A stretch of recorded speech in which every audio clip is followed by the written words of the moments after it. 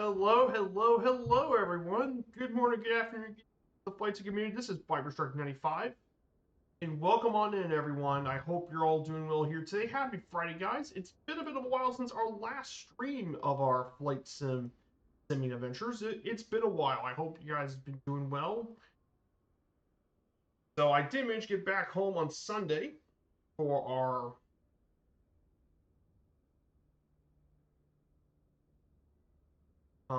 series, of course.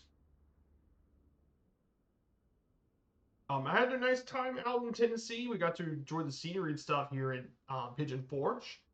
But today is pretty special. We get to start a brand new series here on our channel. Yes, I am returning back to my roots as a sports channel, believe it or not, if you guys aren't aware. My first ever series here on Twitch was a sports series called Play Ball.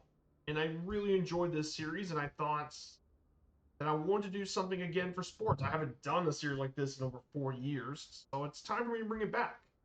So today, this new series will be called Viper's Gameday Flights. This series will cover some of the biggest sport events from around the world, and matches and games from all over the world. And we get to do these every single Friday, of course. So I hope you're all doing well. So basically, we picked multiple games for the couple of weeks.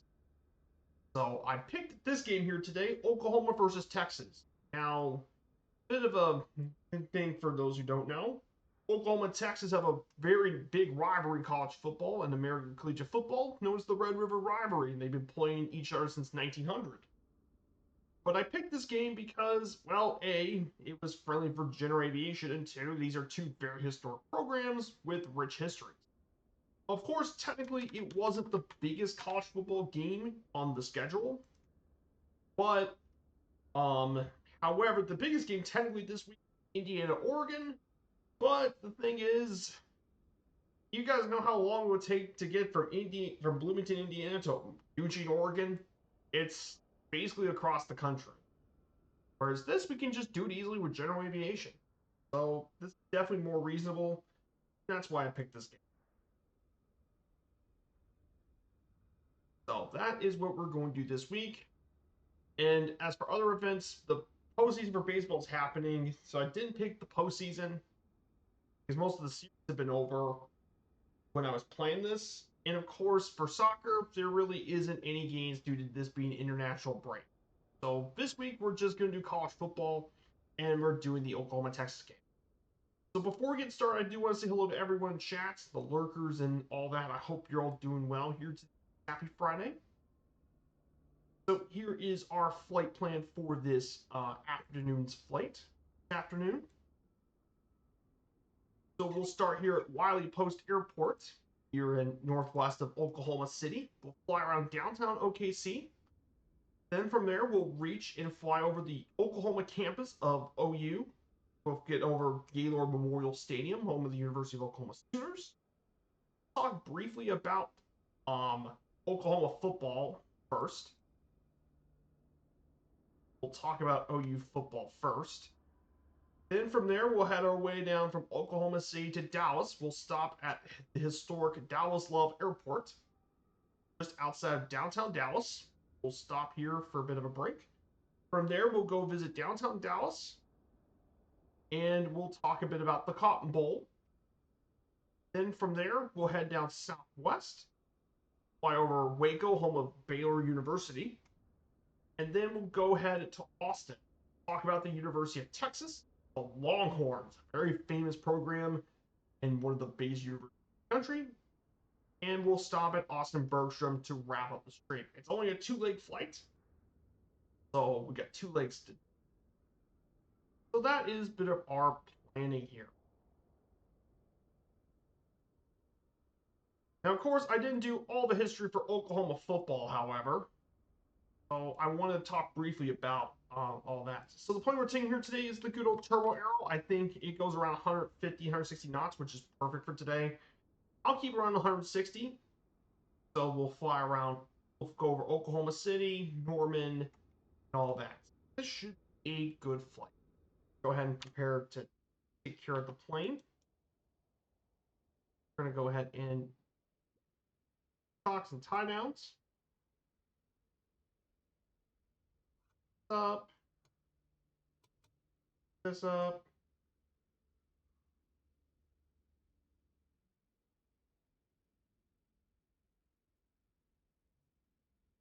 Battery on. And got heat on.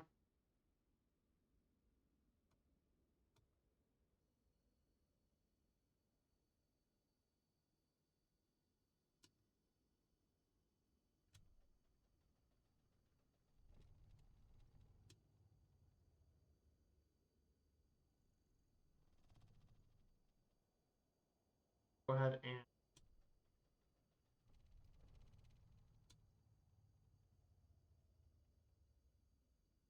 now, I didn't really talk about the history of the programs too much when we got this planned. But instead, I'd rather talk about a bit about just a brief overview for the teams. So we're going to be getting ready soon.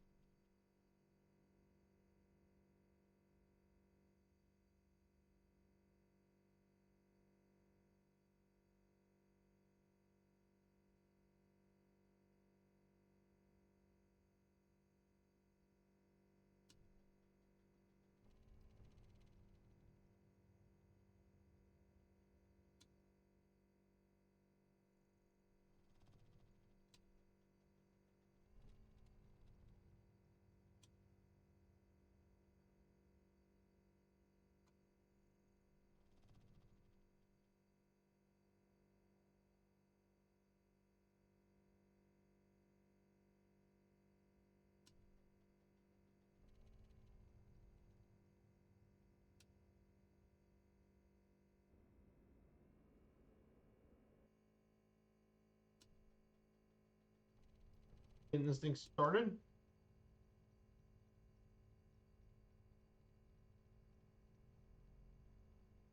Finally got the turbo arrows. Get this. Oklahoma City, by the way, if you guys have not been through the 50 States 50 series, Oklahoma City is the capital of and largest city in Oklahoma. A couple of things about OKC to mention: they got a really great basketball team. Their basketball team just won the NBA championship last year. The most important thing to know about Oklahoma, very much, OKC is very much an agricultural town with rich history, of course. Not surprising. And the capital is actually right near an oil derrick. Because yes, Oklahoma has quite a bit of oil production in Oklahoma. OKC is no different.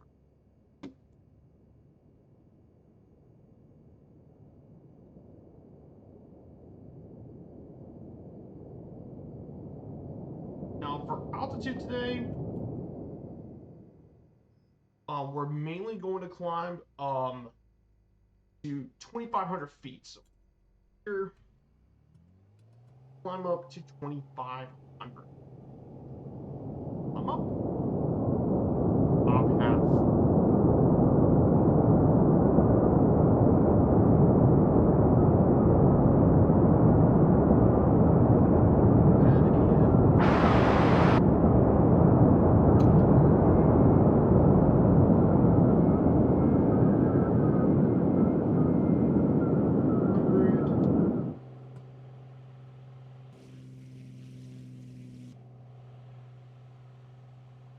Oh.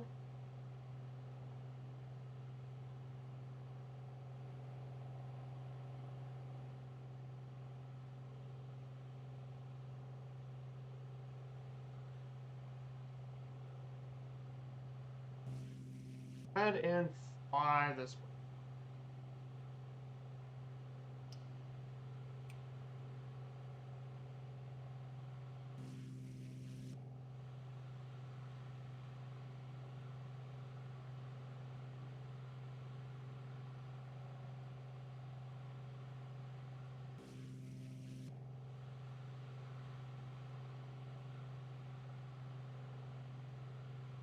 And then went to 500-meter mark.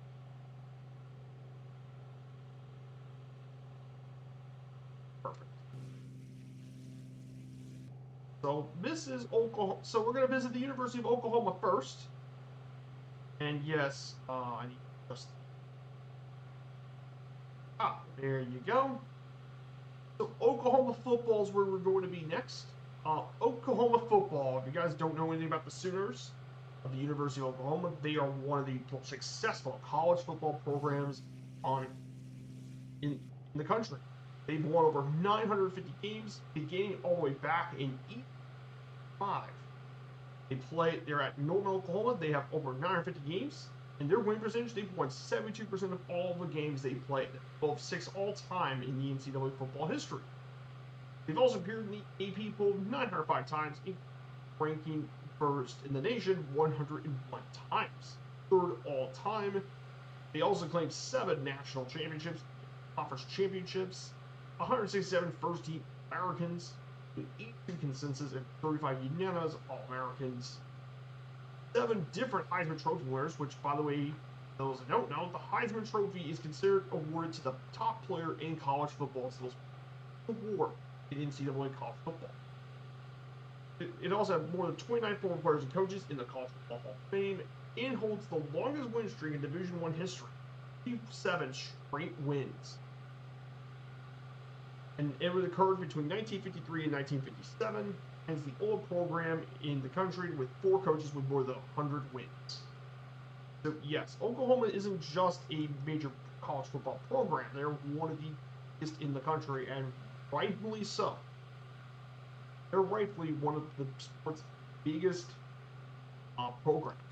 Huge program with rich and tradition and heritage. Not many have known it. And yes, there's a picture of the Oklahoma. So we're going to briefly get over to Oklahoma City.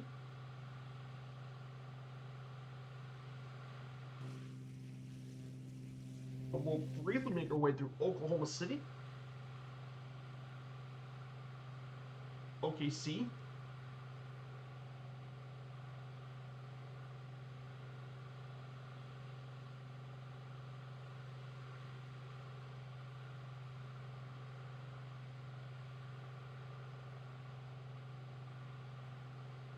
So here it is, guys. This is downtown Oklahoma City. So we're going to go say hello to OKC. Just loud. Clouds are a bit low.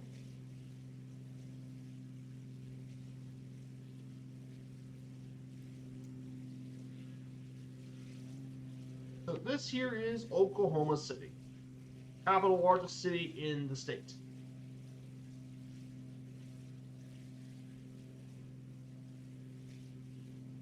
So this is not going to be the only stream this week. We also have a Sunday stream, by the way. We'll be visiting our National Park series. It will be resuming here very soon. We have the National Park series going forward.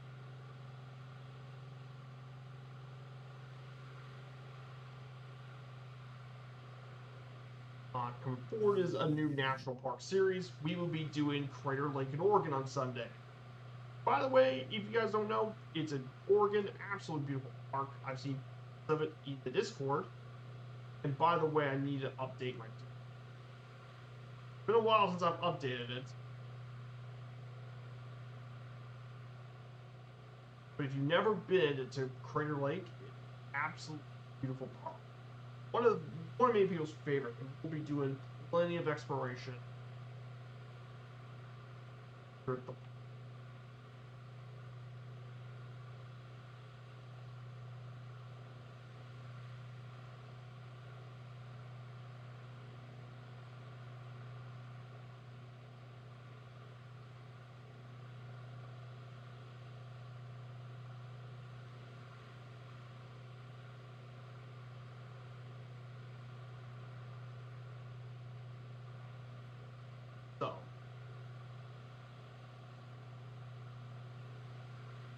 So we're going to be heading to the University of Oklahoma campus soon. Heading to the University of Oklahoma will be our next stop. Our next waypoint should take us to Norman, Oklahoma.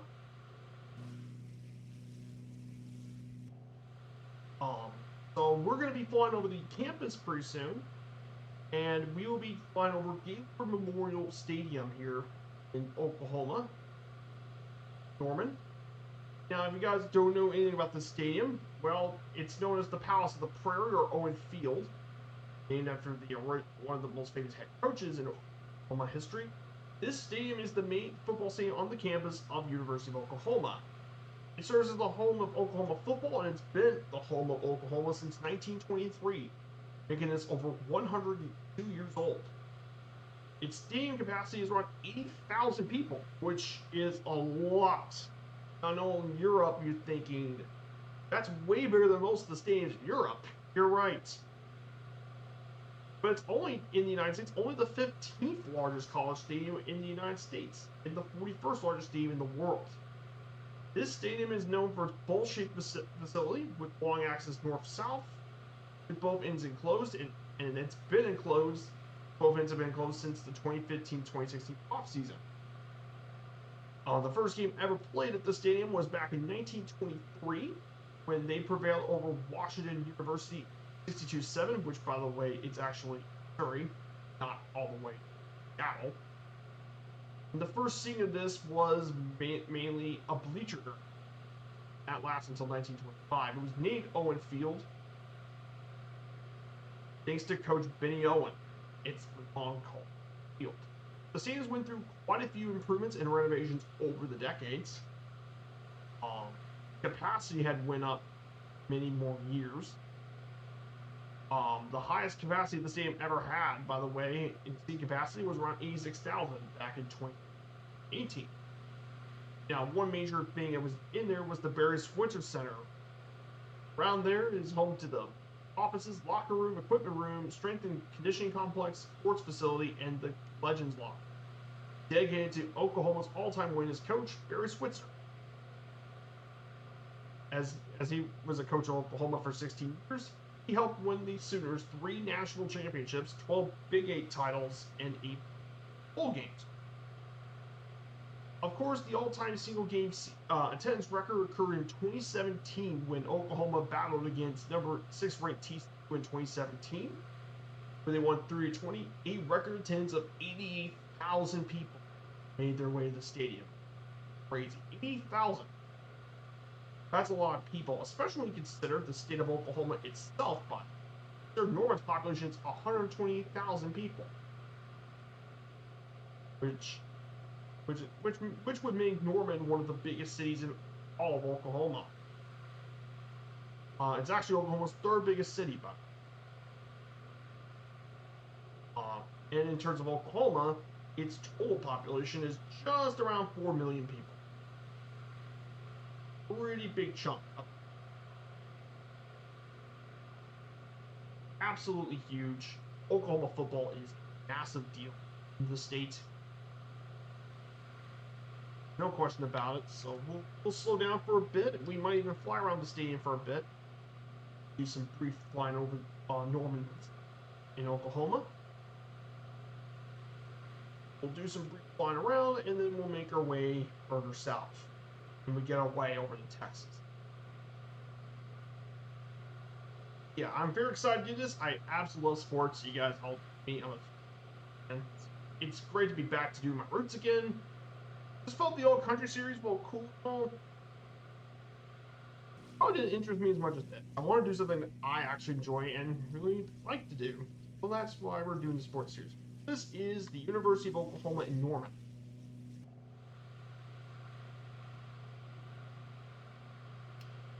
Turn off the autopilot brief. Oh. So this here is Norman, Oklahoma.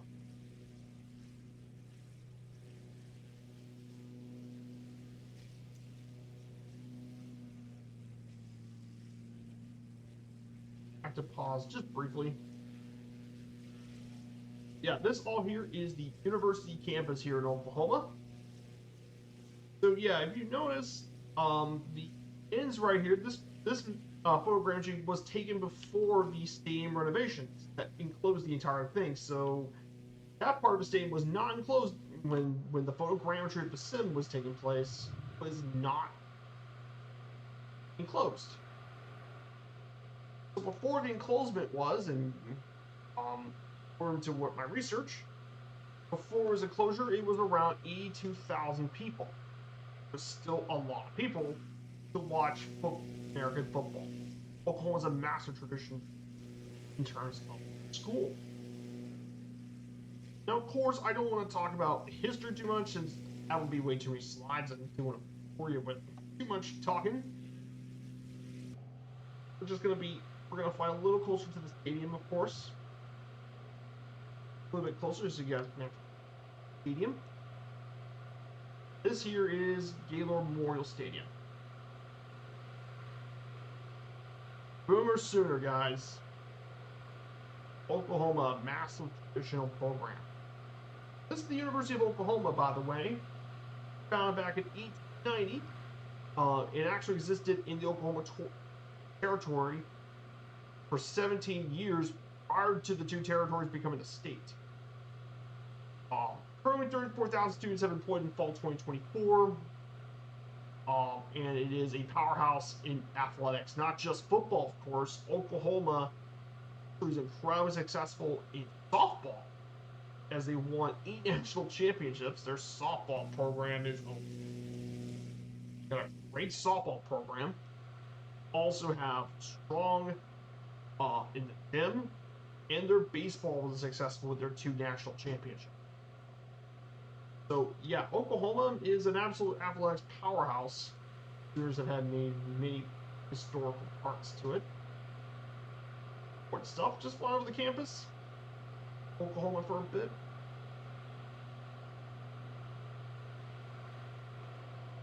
Really cool stuff. We're gonna go ahead and get back around soon.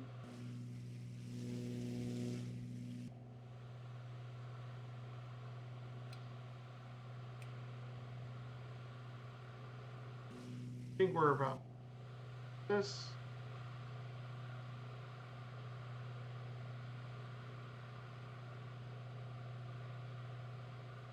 Should get back on track. Want to do some flying around the campus, take some pictures of the campus and stuff here at Norman. Try to get back on track. We're going to stay around 2,500.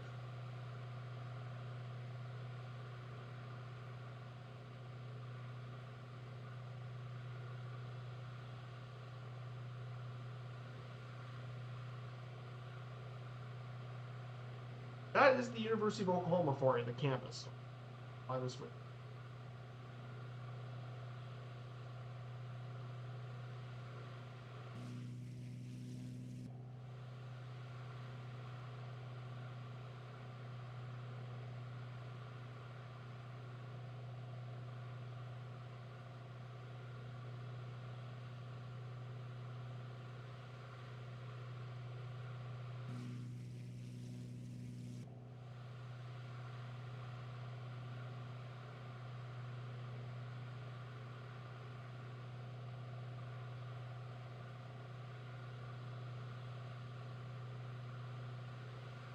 So here we go, guys. We're going to head down this way over.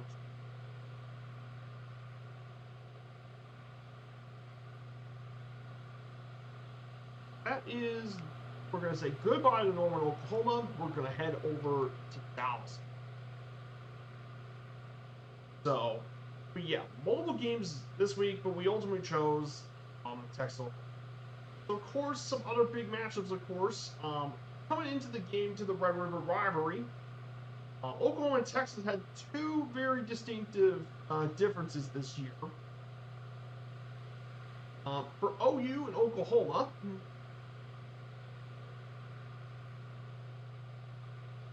by the way, Oklahoma has actually come into this matchup undefeated, ranked number 6 in the country. They just beat Kent State 44-0 early last week. Big win for Oklahoma football. Big win. They've been completely undefeated this season. And they had some pretty big wins this year. So far, they beat Illinois State 35-3. Then they beat 15th-ranked Michigan 24-13 in week 2. Big win for the Sooners against Michigan. That's a pretty tough matchup. They crushed Temple 4-2-3.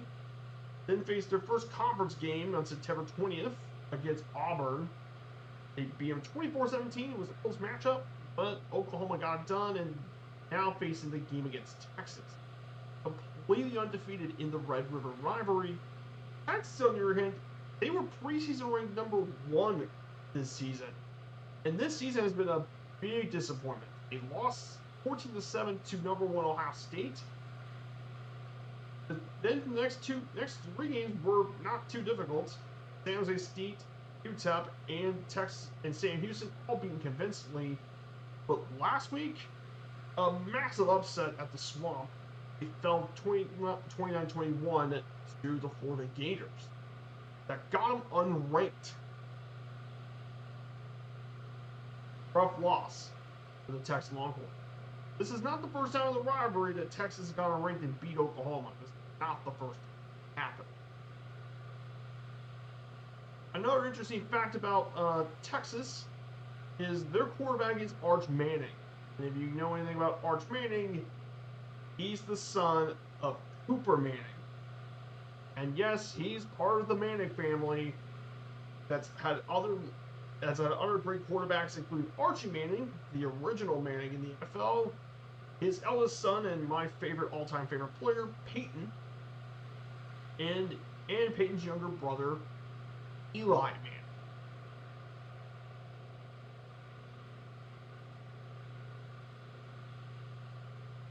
So yeah, Cooper Manning.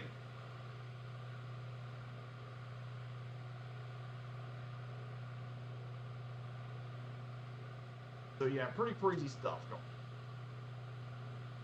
Definitely pretty crazy stuff going on in this rivalry matchup. Hey, Surly Dev and We Fight Good to have you here, guys. Happy Friday, all of you guys. I hope you're doing well. Thanks for giving We Fight a shout out. Definitely check out his channel.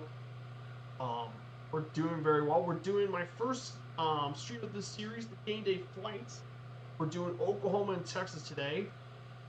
Although it's not the biggest matchup this week, that would be the Indiana Hoosiers in Oregon.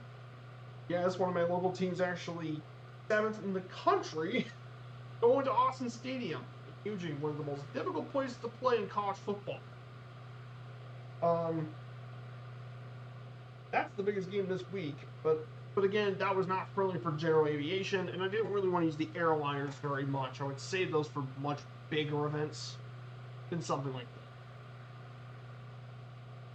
So that's what we're doing here today, covering sports. I love doing it. But yeah, I'm doing great.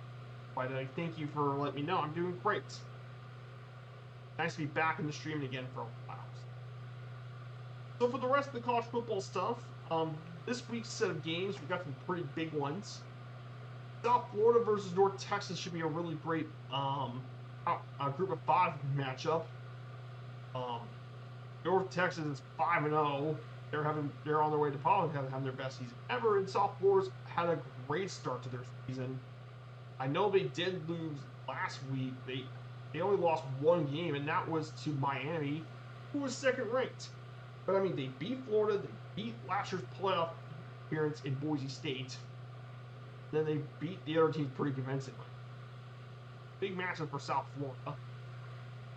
Alabama, Missouri was also one I definitely considered. Auburn, Alabama, Missouri. That was definitely a matchup I did consider. But I wanted to pick the established rivalry. So I didn't. Ohio State, Illinois should be pretty good. The Buck Trophy's in stake. But Oregon has dominated that rivalry. Ohio State dominated that rivalry. And the other really huge matchup this week is going to be, of course, y'all know Indiana, Oregon. This is absolutely massive. I mean, Mendoza's been unbelievable this season. If he could somehow get Indiana to beat Oregon, I think it keeps this pace for the rest of the season. Indiana could make it back to the playoffs. Which is actually insane to even think about this. If you guys aren't even aware of this, Indiana football historically has been absolutely terrible. No, seriously, Indiana football for decades has been one of the worst Power 5, worst power programs in the country. They've been terrible. And Kurt Zingeti, if he plays his cards right, can get Indiana back into the playoffs again. I mean, you would tell an Indiana IU fan that Indiana football would be playing better than the basketball program, you'd be called nuts. But yet, it can happen. It's insane.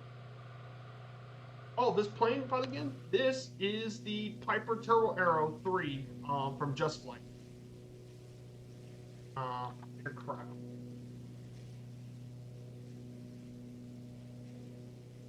Yeah, plane. Exploration 1 plane. That's what we're flying here today. Indiana football, but terrible. So ultimately, I picked this game also because I was checking other games in the schedule. There wasn't any big soccer matches this week because it's been all international break. So no games at all. It was all international break. So that's why. And I didn't really pick an MLS game when there's right now a bigger college football match. I think that would be.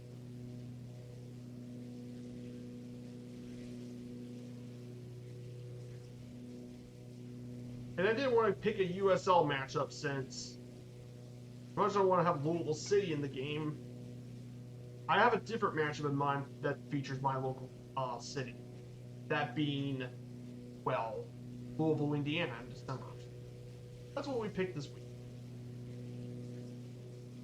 That's where we're going with this week. So, by the way, we're going to go ahead and cover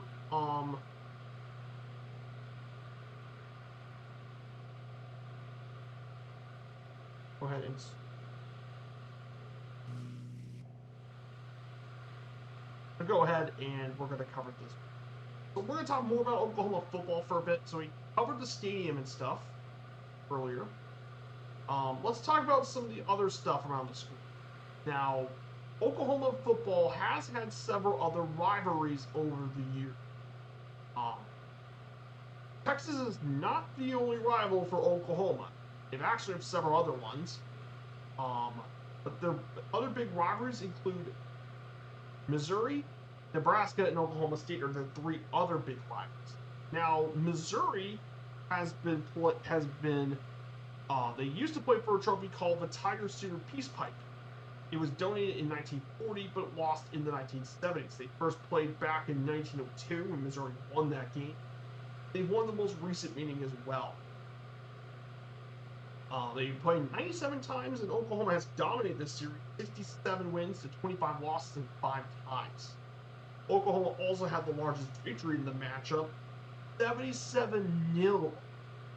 Yes, 77-0 against Missouri. And they've also had the longest win streak, winning 14 straight from 1946 to 1959. For several years, they used to be different conferences between the 2010s. However, with Oklahoma back in the SEC in the 2024 season, Oklahoma and Missouri are back in the SEC. Rivalry has resumed. But yeah, the original trophy was actually a peace pipe that was donated by John S. Knight in 1940. And he was a graduate of Missouri, and he found a pipe in the form of a tomahawk that provided by a Pawnee tribe. And if you guys know about Oklahoma's history, you know Oklahoma used to be the Indian Territory with a lot of Native American reservations, so it kind of made sense for the 2 states to have something like that. Of course, they lost the trophy back in 1970.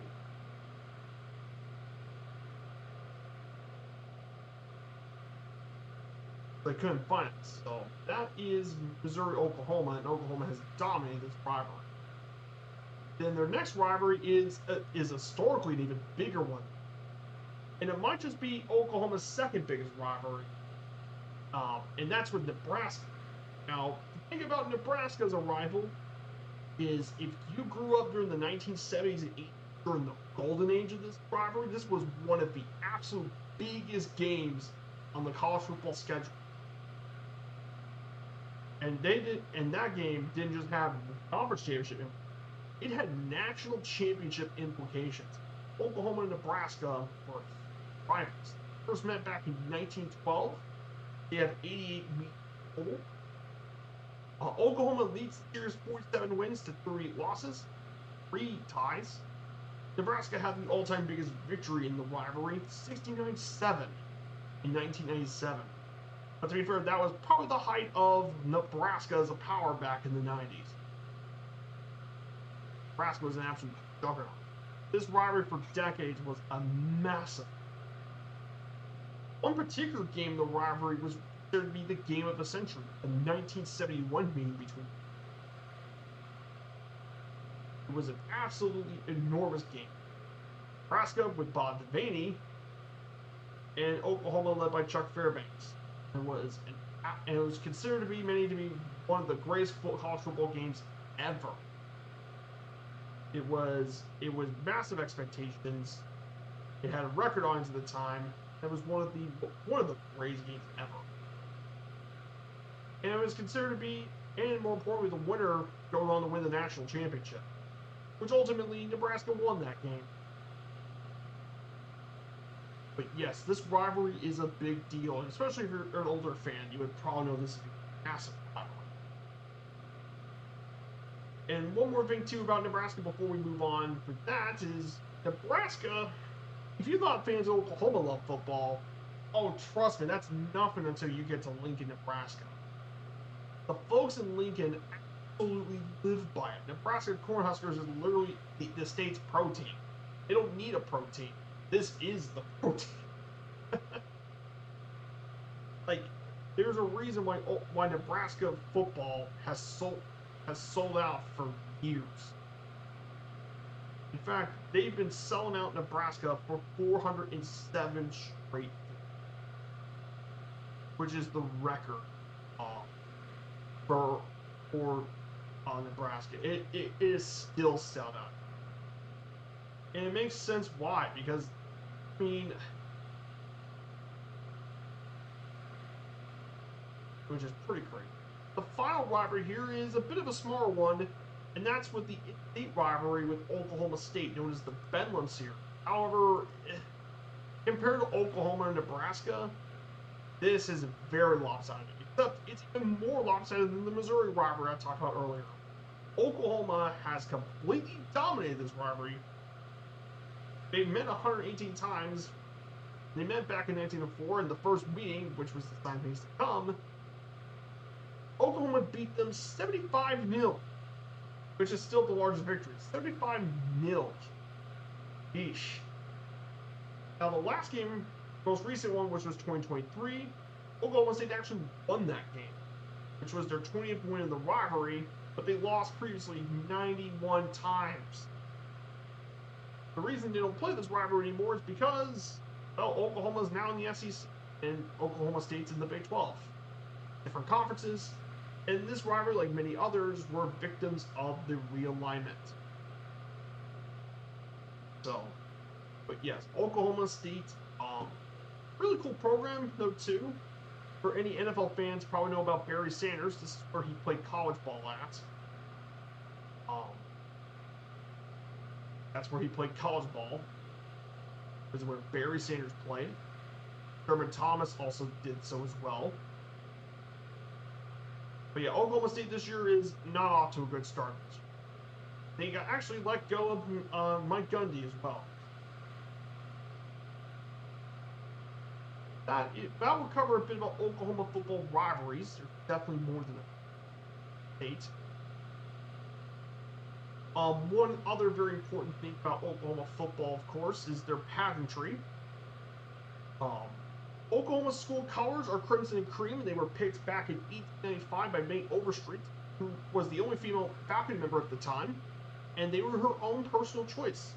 And she decided these two colors after viewing the color samples and materials, and she ultimately picked these two colors, and students really liked it and approved of it, and the colors of Oklahoma ever since. Of course, by the way, Sooners, the name of the program, actually originates from the settlers who settled in Oklahoma. But it's the nickname. Of course, there are several mascots in Oklahoma, but the official mascot currently is the Sooner Schooner, which is actually a wagon similar to that used by early settlers, hence the name Sooner, and it's maintained and driven by members of the RUF NEKS, the nation's oldest all-male spirit squad, in the university, along with two white ponies called Boomer and Sooner. Oh, they're the ones who pull the wagon. Very cool tradition, and they do it at the start of every game. And they first appeared back in 1964 during a game against USC, which is Southern California. It's definitely one of the coolest and most iconic mascots. It's really cool. They do it every game.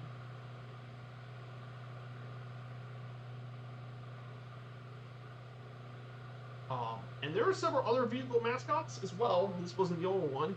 They also have the Boilermaker Special in Purdue, and of course the famous Ramblin' Wreck in Georgia Tech. This one is definitely really cool. And the school's official fight song is Boomer Sooner. They play it frequently in the games and after touchdowns, field goals, significant plays, or when the crowd needs an energy. And oh yeah, there's also a chant too, by the way. The fans go like this: Boomer! Sooner! Boomer! Sooner! So that's what they do. That's the chant they do. Really cool stuff. Oklahoma football definitely is very cool. Very popular chants as well. Basically, one side of the stadium goes Boomer, the other one goes Sooner as well. Very cool tradition. Yeah, Oklahoma program merchant tradition. It's not surprising. And of course, the final thing for Oklahoma football for now is definitely the notable play. There's a lot of those. Of course, one of those includes the legendary defensive end Leroy Selmon, who was drafted by the Buccaneers back in 1976. Their original first pick, and he had a legendary Hall of Fame career with the Bucs. He stuck with the Bucs through all their difficult years. But I mean, definitely one of the greatest players of all time, and probably the most successful Oklahoma football player of all time, if you count the NFL legacy. But there are many other legendary. They include Heisman Trophy winners Baker Mayfield, who's now in the Bucs again. He's one of the most ones. Howard Murray played for the Cardinals. Sam Bradford, 3 Heisman-winning quarterbacks. Also had the iconic running back Adrian Peterson. You guys all know, Viking fans would definitely know about Adrian Peterson. Prime Adrian Peterson was unstoppable American football player. He drafted in 07, played for the Vikings, Saints, Cardinals, Skins, Lions, Titans, and Seahawks. But I mean, he's put an absolutely insane career with a 14,000 rushing yards spell, and he's on his way to Canton. Of course, his most insane season was 2012, where he ran for over 2,000 yards. And he did this after coming off an ACL tear. He's a unit. You also have the Eagles' Lane Johnson, very well-known offensive tackle, Wade Bloomer, Tommy McDonald, Eagles quarterback Jalen Hurts, wide receiver of the Cowboys, CeeDee Lamb, and finally left tackle Trent Williams. Many other famous Oklahoma stars have played in program. But yes, there are a lot of them. And in terms of coaches, the big coaches, the 3 big coaches in Oklahoma football, Benny Owen, Bob Stoops, and Bud Wilkinson. 3 big coaches of Oklahoma football. Actually, the big 3, technically, the big 3 is Barry Switzer, Bob Stoops, and Bud Wilkinson are the big 3 Oklahoma coaches. All of these have helped won the program many national titles. So they've still been waiting for one. They've still been waiting since 2000. So, and they've gotten close multiple times. So Oklahoma football, a tradition of success and excellence.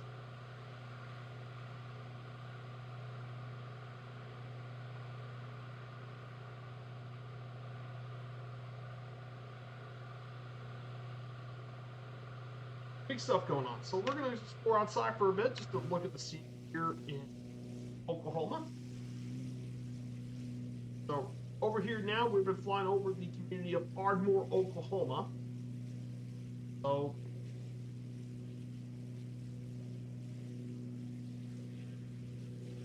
your beautiful Ardmore, Oklahoma. Very beautiful area, of course. So, if you guys want to know how I picked the games, I actually have a text document, and I'll show you how I picked those. So, if you guys want to know how I picked it all, here's how I do it. So this here is the Gameday flights section.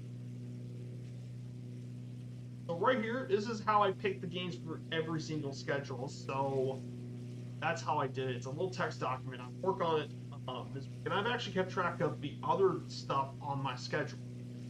So we picked several games of the different. So this is next week, by the way.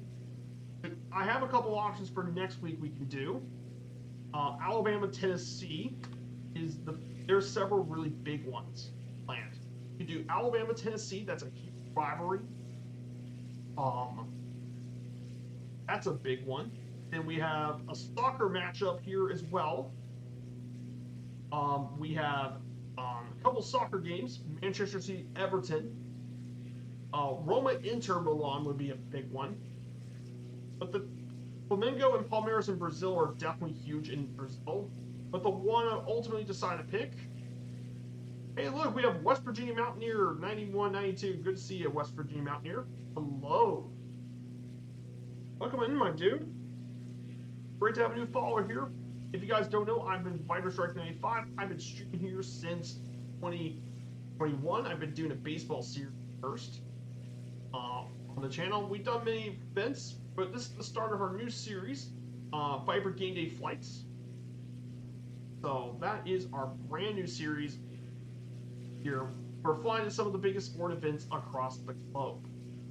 So we're starting with Oklahoma versus Texas today, since I want to keep it GA friendly, general aviation. So no airliners too much. With some other exceptions, of course. Super Bowl is one of those. Some exceptions will include the Super Bowl, the World Cup, because obviously that's going to be talked. Couldn't do the World Series. Horns down. Oh, good one. Horns down. Yeah. I'm not really a Texas fan, by the way. I'm more of a University of Louisville fan. The Cardinals, who unfortunately lost this last week. Oh no. Louisville football. Louisville football lost to Virginia, who's actually pretty good this year. For once, Virginia football's actually good. And our next matchup next Friday is going to be a tough one at Miami, at the U. Who knows? Maybe they redeem themselves. Yeah, horns down, probably. Not really a Texas fan. Nope, that means that there's a lot of people who don't like Texas. But next week, for our games next week, we're going to do some soccer matchup next week. And that's, of course, Liverpool and Manchester United. It was between either Bayern Munich, the Klassiker, or Liverpool Manchester United. So I decided, you know what, today would be a good day to do Liverpool Manchester United. Enormous game.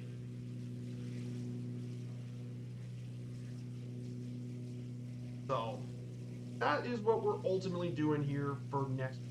That'll be next Sunday, next Friday stream. Of course, West Virginia, definitely from what I know, great program, very historic one. They've gotten pretty close to the national championship. I mean, the best year to ever win that championship, by the way, the closest they ever got was 07. If they would have not lost to Pitt in the backyard brawl. Yes, there's a reason why West Virginia absolutely hates Pittsburgh. No. Yeah, I know they're improving, and it's good to see Oklahoma, West Virginia get back, but man, it's still a little weird seeing West Virginia in the Big 12.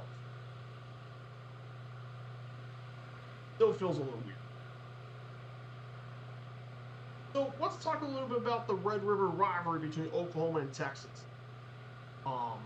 Oklahoma and Texas, of course, play each other in the Red River rivalry. This rivalry first happened all the way back in 1900. It has been renewed annually since 1929. They played over 100. They played 120 games as of 2024. Of course, it used to be called Red River Shootout. But of course, this game is held every second Saturday in October. It has been played on the first Saturday, and it's been played at the Cotton Bowl since 1932. And the reason they picked it was because it was between both the campuses of Norman, Oklahoma, and Austin, Texas. They played in Dallas. So far in this series, of course, Texas leads this rivalry, 64 wins to 51 losses, 5 ties. Oklahoma actually has the largest victory in the rivalry, which we'll discuss earlier, and Texas has had 2 winning streaks of 8. Yes, this is an absolutely huge game. It's one of the biggest it calls for, and it's transcended beyond conferences. So, pretty huge stuff. The history of Oklahoma versus Texas, and rivalry occurred back in 1900. Before each of their names, it even acquired their name. Texas at the time was called simply just Varsity. And the first game of that rivalry was 28-2 in favor of what was now the Texas Longhorns. Of course, over the years, other games happened through the events. In 1950, Willie Vassell scored on the 11-yard run in the contest to give, and Texas native Jim Weatherall kicked the extra point to give Oklahoma the win.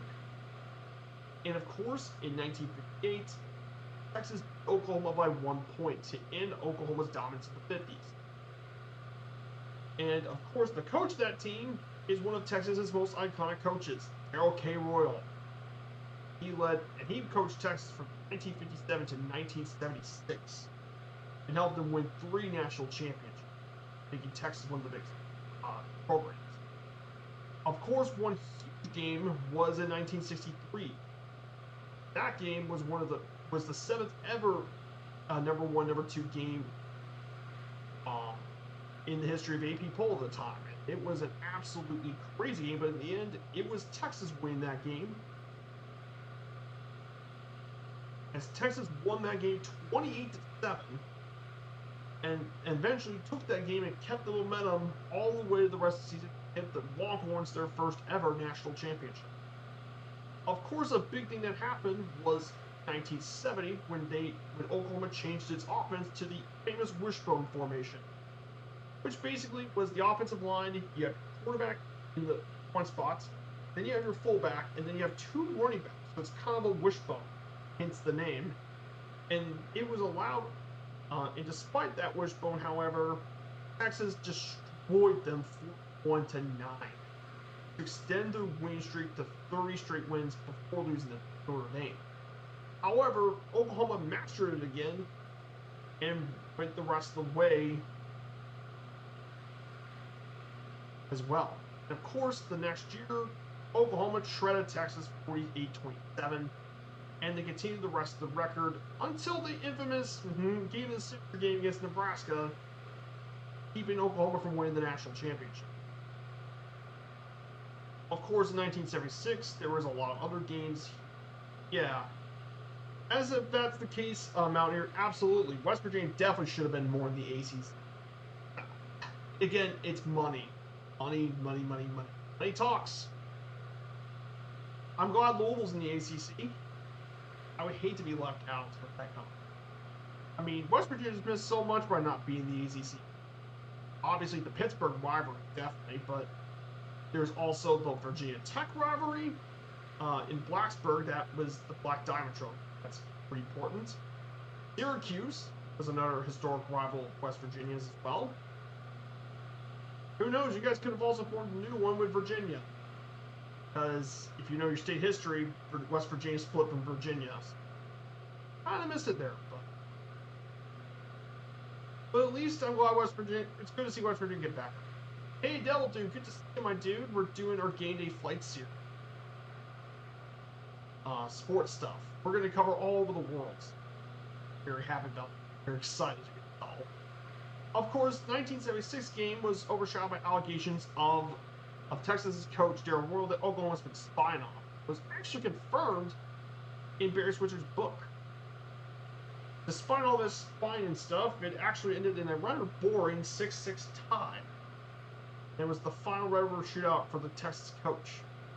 In 1977, the next year, Texas did lose their quarterbacks. However, it was thanks to, of course, the Heisman Trophy winner, Earl Campbell, an absolute menace of a running back. The horse prevailed. And of course, then we had a 1984 rain-soaked game between Oklahoma and Texas. First-ranked Texas, third-ranked Oklahoma. And Texas ultimately, in that game, also ended in a tie, 15-15. Of course, it skipped over to the first Big 12 Conference overtime game between Oklahoma and Texas. It ended with an Oklahoma 30-27 victory, thanks to a comeback in the final 7 minutes.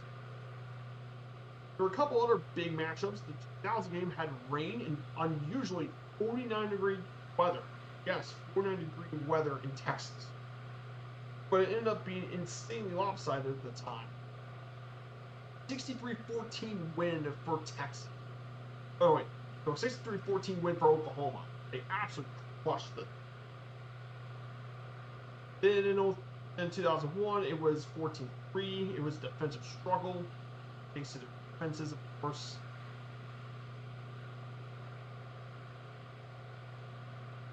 The 2005 game was really big. It was the 100th meeting of the series between Oklahoma and Texas. There was a special logo for the event. And eventually it ended up being that it would end up being a Texas win versus Oklahoma. This game was also important because, well, for Texas, that gave them momentum to win a national championship in the Rose Bowl. And it was an epic matchup between Texas and USC. One of the all-time greatest games ever was actually in that 2005 game. It was part of the BCS National Championship, and it was one of the absolute greatest games of all time.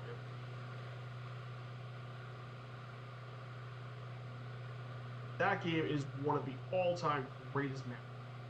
USC Texas, absolutely one of the greatest college football games ever. Of course, then in 2007, Oklahoma Texas was a very disappointing game, but in the end, Oklahoma won that matchup. In the 2008 matchup was at one point the highest scoring game of the rivalry with the Texas 45-35 win, and it also had the record attendance. 92,000 people attended the game between Oklahoma and Texas. Yeah, 92,000 people. That's a lot of people. Of course, Texas over the years had several other game matchups, including one in 2013 when Mack Brown off the seats, leading Texas to win and letting Mack Brown keep his job for a bit longer. The 2012 game was absolutely lopsided with the 21 win. But one of the biggest games in the rivalry, of course, was all the way back in the 2024 game. Most recently, Oklahoma and Texas was in the SEC for the first time ever, as both members of the SEC, and Texas won the most recent matchup, 34-3. Pretty big game. That is a bit of the Red River rivalry. We're about to arrive into downtown Dallas very soon. We're arriving in Dallas, of course. So, that is the history of the Red River rivalry. Bit of the history stuff.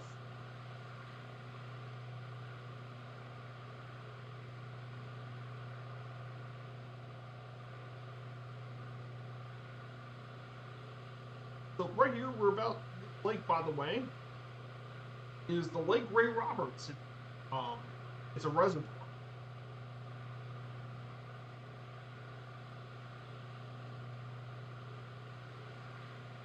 So we're about to make our way to downtown Dallas. This will be my first time seeing Dallas with the photogrammetry, of course.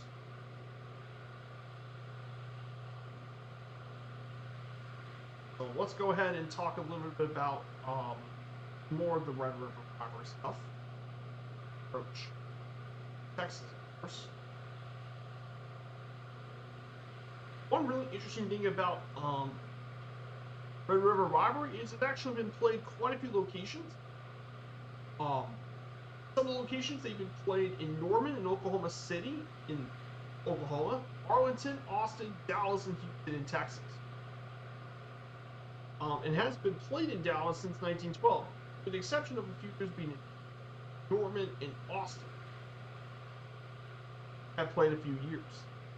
Of course, since 1930, playing the games in the Cotton Bowl in Dallas during the Texas State Fair, which again gives it a very unique setting during the State Fair.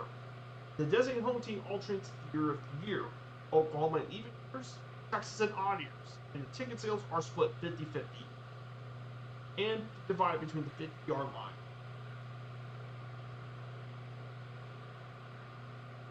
And they've still been playing through this even until 2036. They'll continue to host games at the Cotton Bowl every year.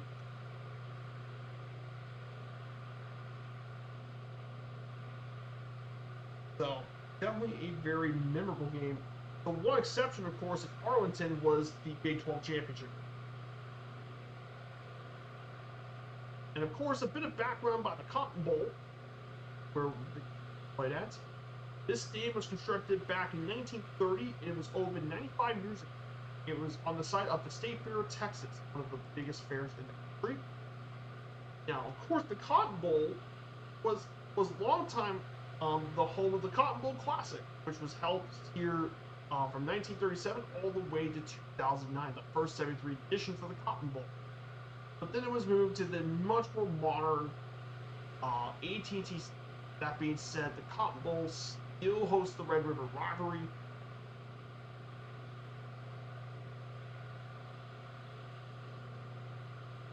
As well. Of course, many teams played here at the stadium. SMU was actually one of the original teams played in the Cotton Bowl. Was SMU actually? Dallas Cowboys also played there for their first 11 seasons career. The NASL Dallas Tornado, the FC Dallas played here all the way to 2005. And it was also used in the FIFA World Cup in 1994. And of course, this is a stadium. The capacity for this bad boy was 92,000 people. Yes, this stadium can host 92,000 people. That's bigger than Oklahoma Stadium, by the way. Huge. And it's not only just used for American football, soccer. There was an ice hockey game that played here in 2020, which was the highest attended hockey game ever for an NHL game. It was the highest ever for an NHL game. Actually, it was the second highest attended NHL game of all time at the time, between the Stars and Predators. Of course, that's now been replaced by the 1.5. In addition, concerts have also held here too, including many historic concerts, including Elvis Presley and the Texas Jam.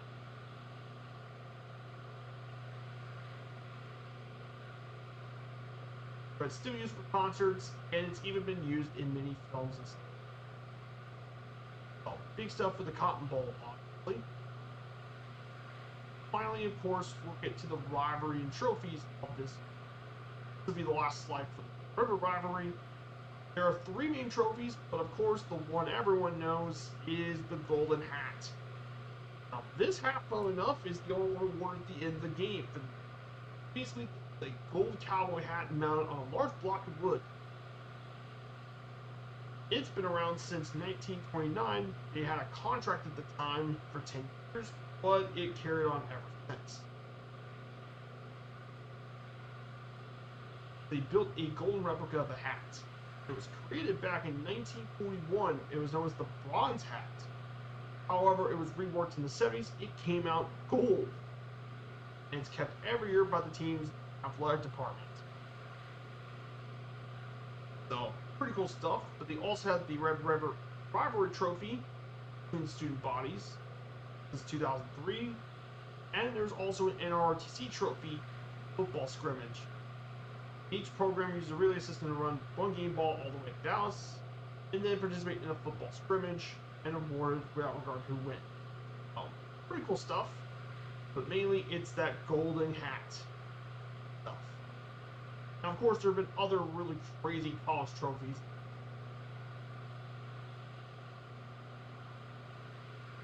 So, of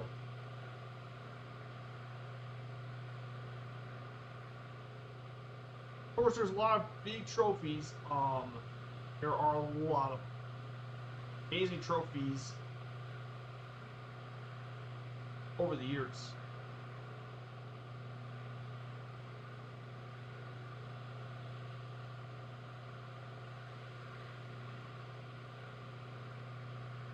There's some really big ones too.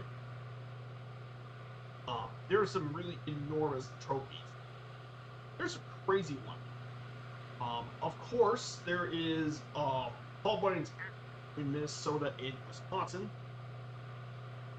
They have the iconic Paul Bunyan's axe, one of the absolute coolest trophies. Imagine that when you beat your opponent. Another really great rivalry trophy is, of course, the Old Oaken Bucket. Indiana-Purdue been established in 1925. Take an Old Oaken Bucket and put teams for each of the teams that won in a link.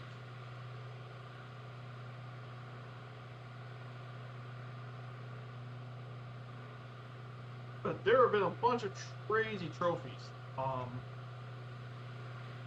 There's one of the most unique trophies, of course, was the Fremont Cannonade between UNLV and Nevada. And it was basically a replica howitzer that weighs 545 pounds.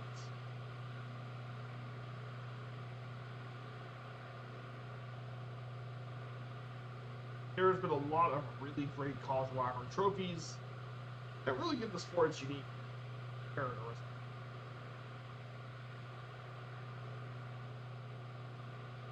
So we're about to arrive in the Dallas very shortly. We're just suburbs here at Plano, Texas. So of course we're going to land in historic Dallas Love today.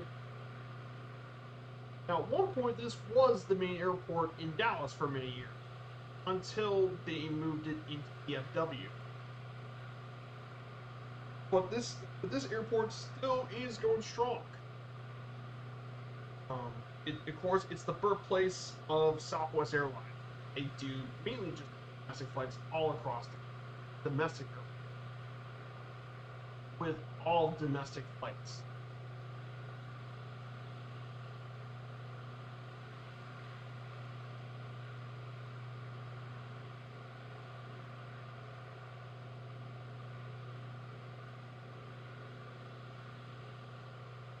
It's a really cool airport. Dallas Love has exploded over the last couple of years. Really cool stuff. And again, it's an airport with a rich history, too.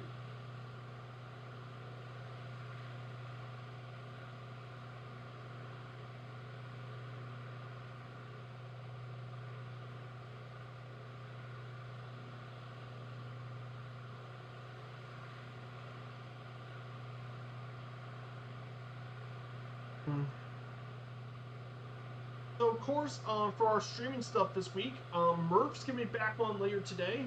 Or Two-Tone Murphy, he'll be in ENB 121, flying in the Caribbean. He'll be doing some flight across the Caribbean and stuff from Martinique over to Princess Juliana.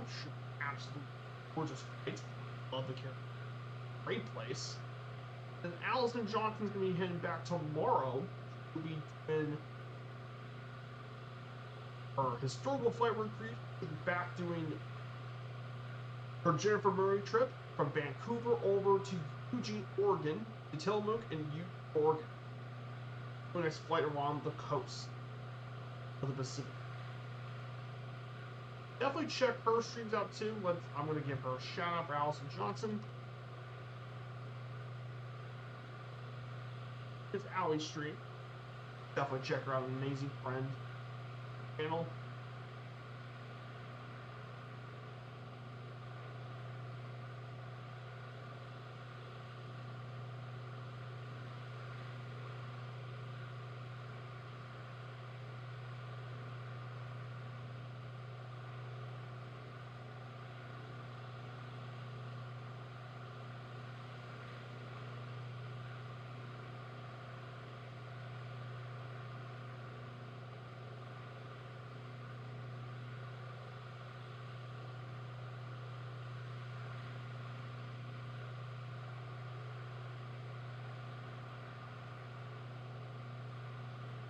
Here we are, guys.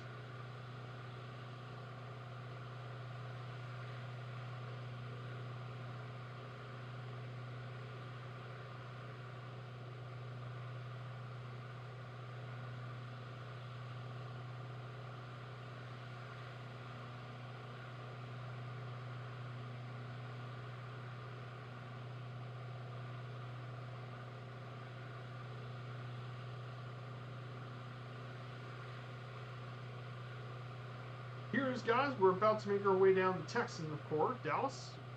Dallas Love Airport. But very shortly. See, I posted a link for the best trophies in college football. So these are some of the craziest trophies.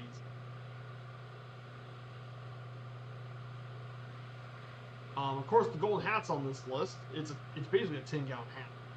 There's a lot of really great. Oklahoma, Louisville is actually on this list. But the number one trophy they said is Paul Bunyan's axe, which is one of the coolest. The Fremont Cannon, the big old Floyd at Rosedale. Pretty cool set of trophies here too. So,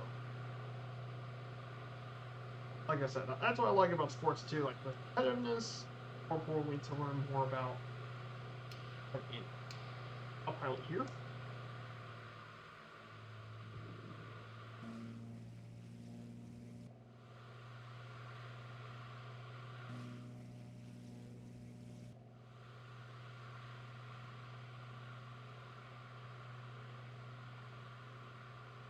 Of course, this is not going to be the only college football game we're going to be picking in this series, by the way.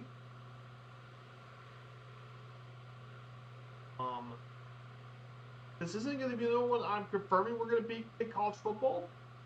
Other one that I confirmed for college football, one that's definitely happening for college football, is going to be the weekend of the 28th of November. I picked Ohio State, Michigan. That is one I picked. It was an absolute no-brainer. Ohio State, Michigan. The reason is very obvious. Because Ohio State, Michigan is literally the biggest rivalry in American sport. And no, I'm not joking. Ohio State, Michigan is.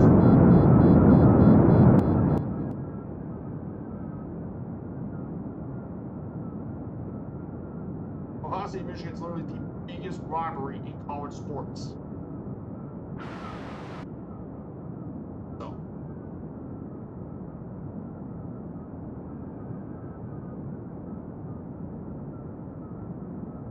Yes, audio.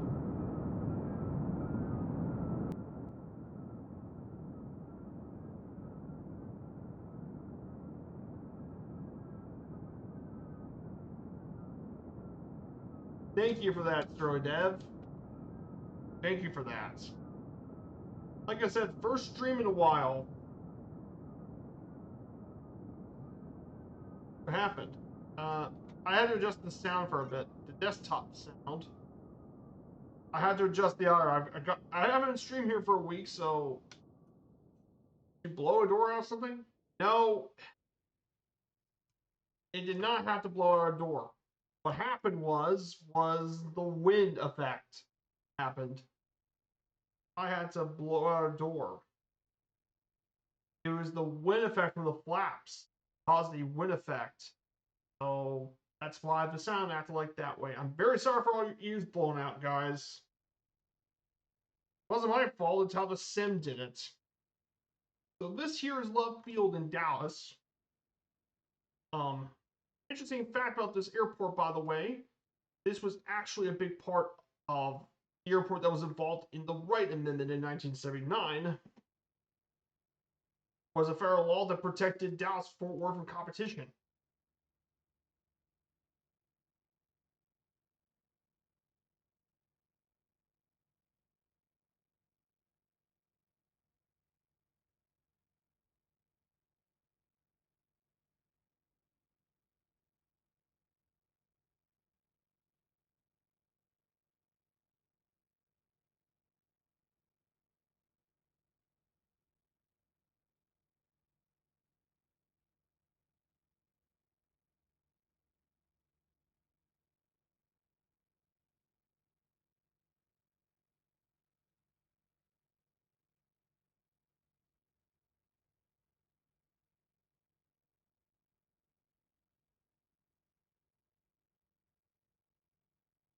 This is Dallas. By the way, this is also the first time I visited Dallas since city updates, so this is going to be pretty big.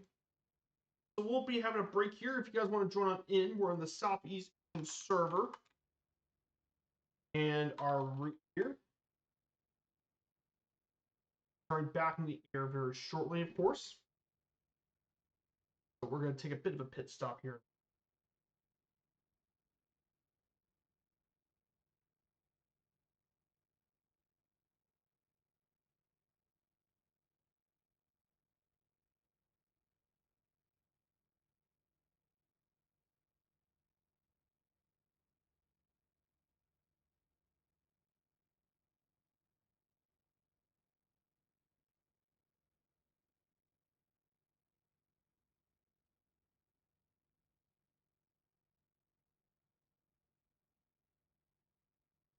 So we'll get up and go in just about a minute. So we're about to make our way over to downtown Dallas, of course. For this one, we don't have to fly nearly as high. We'll fly around 2,000 feet. Ready to get going shortly.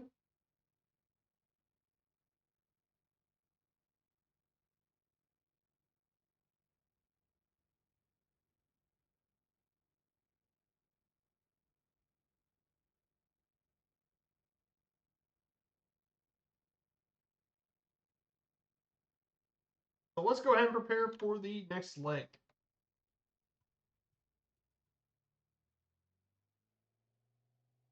Like I said, I'm sorry about having to adjust the audio and stuff.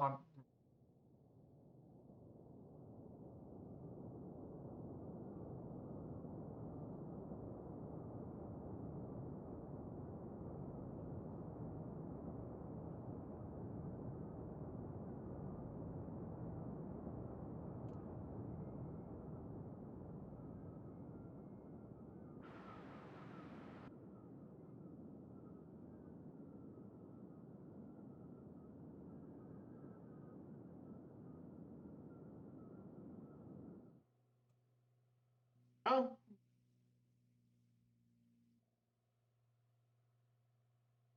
here we go. We're flying high.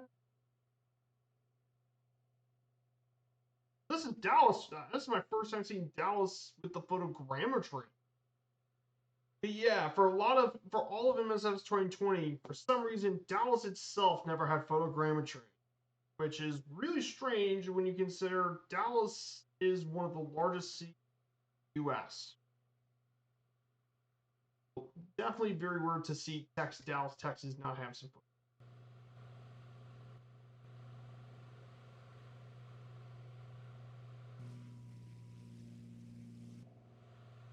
This here is Dallas.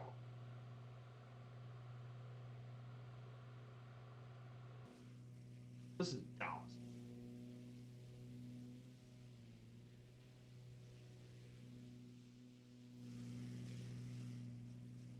We'll finally see Dallas finally has some photogrammetry.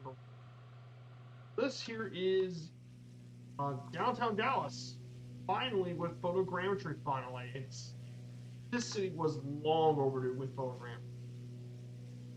Now all we need now is Charlotte to finally have photogrammetry. That would be pretty much everyone would want. There's the American Airlines Arena, home of the Mavericks, Stars.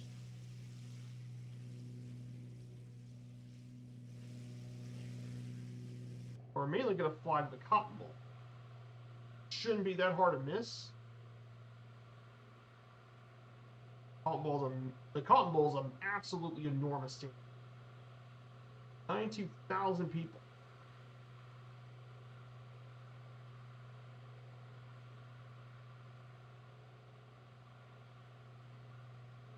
Absolutely.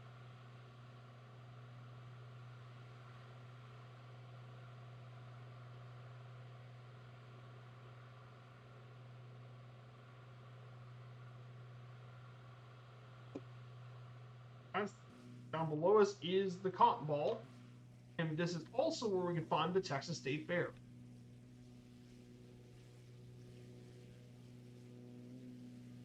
There's the Cotton Bowl in the U.S. in Texas.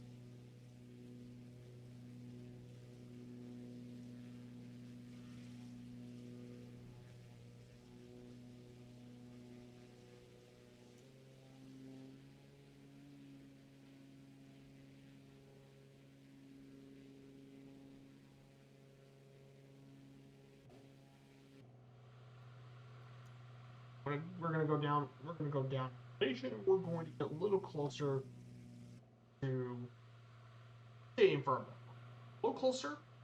Then we'll make our way down to Texas. In fact, the Cotton Bowl, fun enough, is actually the 10th biggest stadium in the United States. Yes, it's the 10th largest. It's right between the Rose Bowl in Pasadena, California, but it's smaller than Sanford Stadium. Yeah. And if you put this thing in Europe, it would actually technically be the second largest stadium in Europe.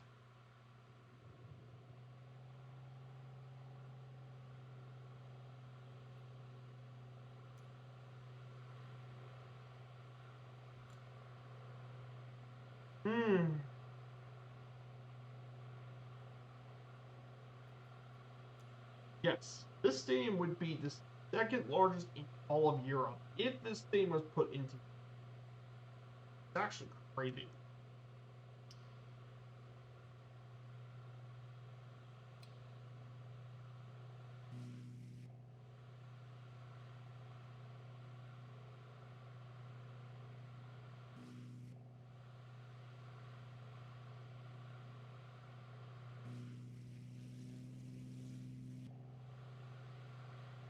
Well, we're gonna say goodbye to Dallas. We're gonna go ahead and make our way down to Austin. Like,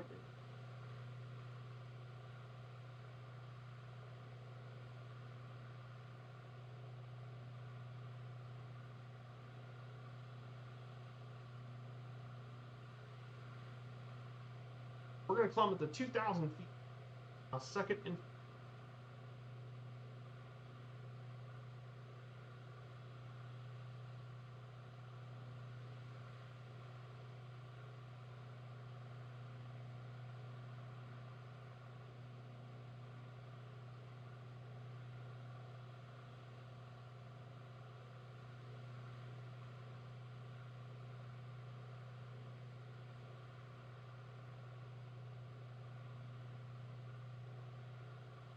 so of course we'll climb back to 2,000 feet. Once we do that, we'll talk about Texas Longhorn football. They are the big team.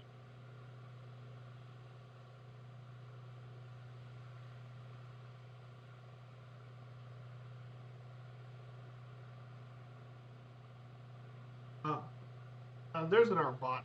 8. Why do I always get bots? My channel? Why can they not bot the bigger ones?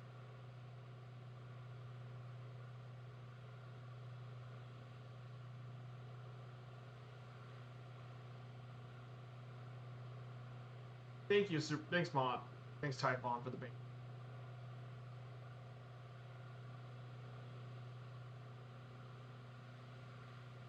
We finally climbed to 2,000 feet.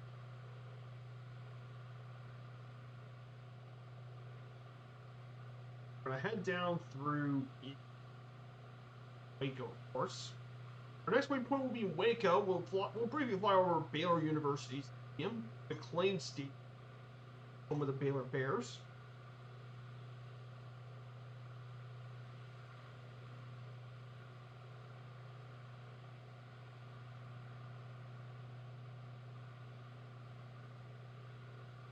So, of course, we're going to be talking about the University of Texas here.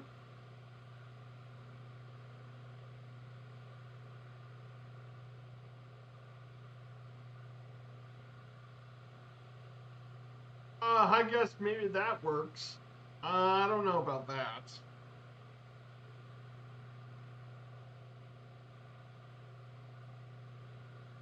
Oh, really? I didn't know about that, story, Dev. That might be a pretty good idea. We're going to go ahead and talk about the University of Texas Longhorns football program. Of course, I mean, they say everything's bigger in Texas. That includes the college football program here in Texas. But the Longhorns are one of the most famous programs in college football, rightfully so. They first played all the way back in 1983. They've won over 950 games. They've won 70% of those games. They've won They rank 5th and 7th all-time in wins and win-loss record lists, respectively.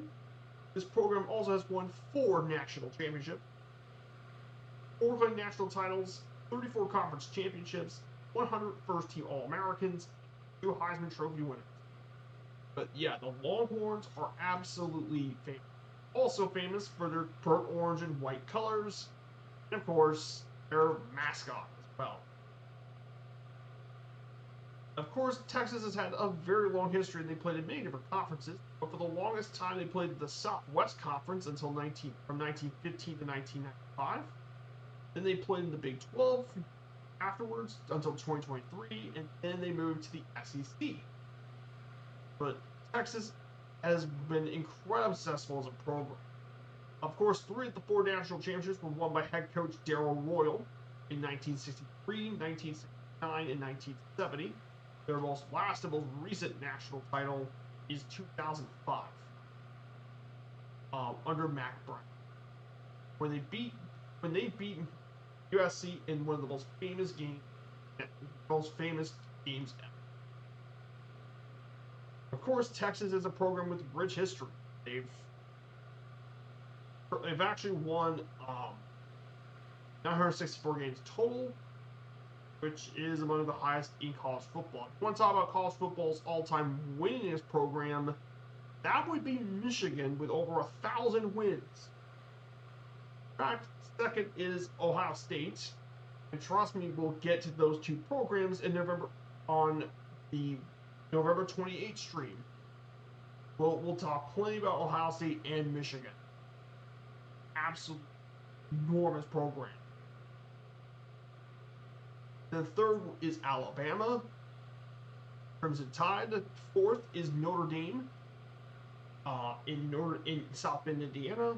You have Texas, Oklahoma, just about 5 and 6. 7th is Penn State. 8th win is Yale, actually. Yale. 9th is Nebraska, and 10th is Harvard.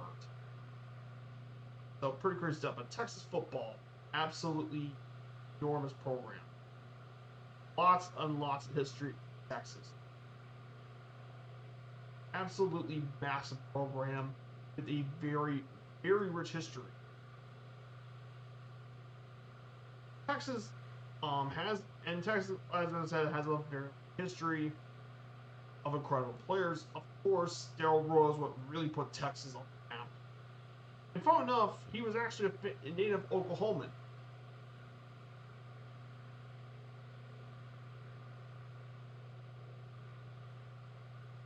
But they had plenty of other famous head coaches throughout the program's history, including Mac Brown, who's their longtime head coach, Mac Brown, and the guy who won them a national title. And right now, the coach is Steve Sarkisian, who's the former USC head coach.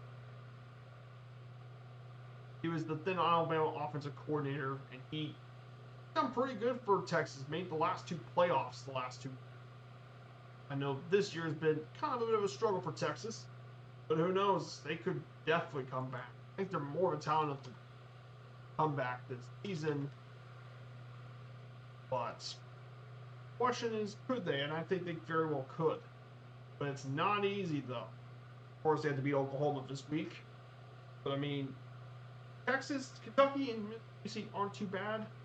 Vanderbilt's good, though, so you gotta be careful. Georgia's a really tough nut to crack. Then the last 2 weeks is their old rivals, Arkansas and Texas A&M. So, pretty big stuff this week. Not impossible.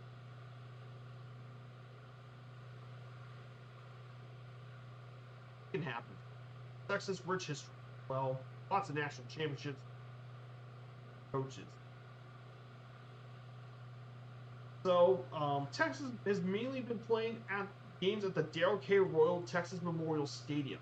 This is an absolutely enormous venue located in Austin, Texas, on the campus of the University of Texas.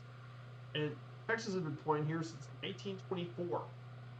And it is very well known for being a tough home field advantage. They've won 76% of their games at home with a home record of 406 wins, 123 losses, and 10 ties. Capacity for this place is huge. 100,000 people. 100K. You know, this isn't a pro stadium. It's a collegiate stadium. It's the 4th largest in the entire SEC. It's the nation's 7th largest venue for college football. And the world's 9th largest stadium. This is actually insane. This dwarfs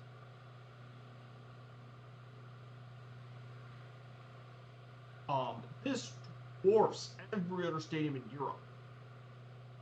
In fact, this pretty much dwarfs the next biggest stadium, Camp Nou, by over 1,000. That being said, Camp Nou is going to be rebuilt in capacity. They're currently rebuilding Camp Nou.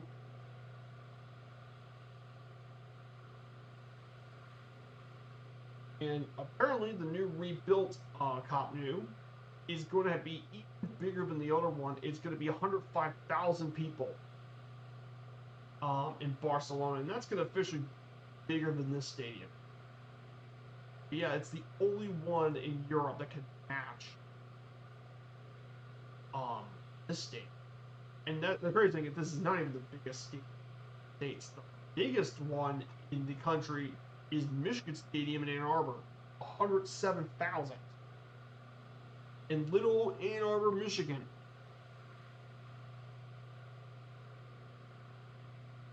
It's insane. That's how big American stadiums can actually get. Crazy. But interesting thing about Darrell K. Royal Stadium here in Austin. Of course, this was rebuilt and go through many renovations over the years.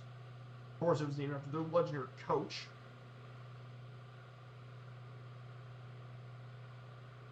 Capacity's gone through and expanded many times. When the stadium was first built, it was around 27,000 people. Yes, 27,000 to put at when it first built. Then it was expanded in 1926 to 40,000 people. Then it went up in 1940 to 60,000. Then for the longest time, it was 77,000 in 1971. It expanded even further over the 90s and 2000s to eventually it reached over 100,000 in 2021.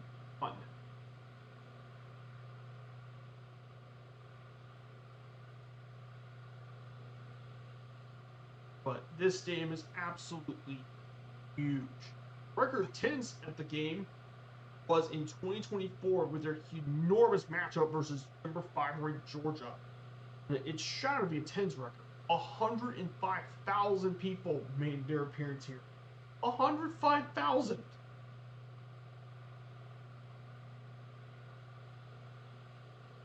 In attendance. You know how insane that is? 105,000?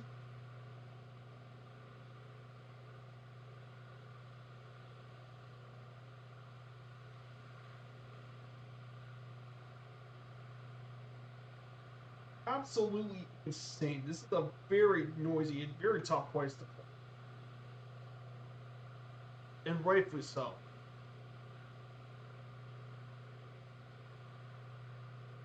Absolutely crazy. Crazy. One interesting, really thing about the University of Texas, by the way, the Longhorn nickname for this, and the Longhorn, of course, is reference to the Longhorn cattle that were a big part of Texas. And I'll talk more about the Longhorn cattle itself. But they were a big part of Texas as a state. Official large animal of the state, so it's been around since 1900. And Texas has been an incredibly successful athletics program. While football is their most visible sport, they've also have been incredibly successful in baseball. In fact, they've been to more College World Series than any other program and won an impressive 6 national titles. Their basketball programs got incredibly successful too.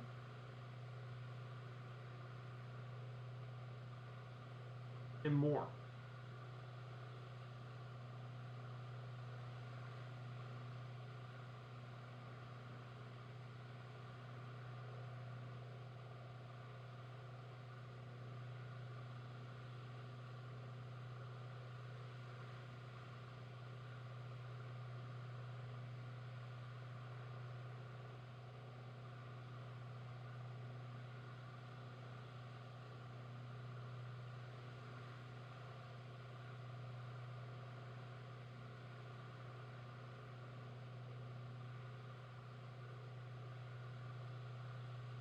we're going to be flying over Texas, of course. We're heading down the highway.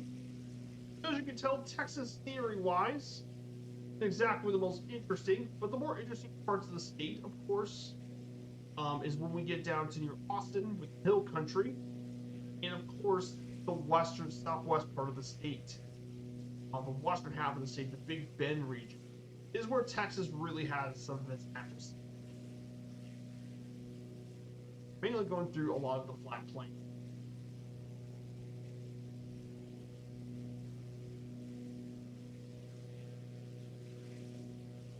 Guys, I hope you all have really good plans this week. For me, I got some stuff to work on this weekend, so that's what I'm mainly been doing this weekend. I know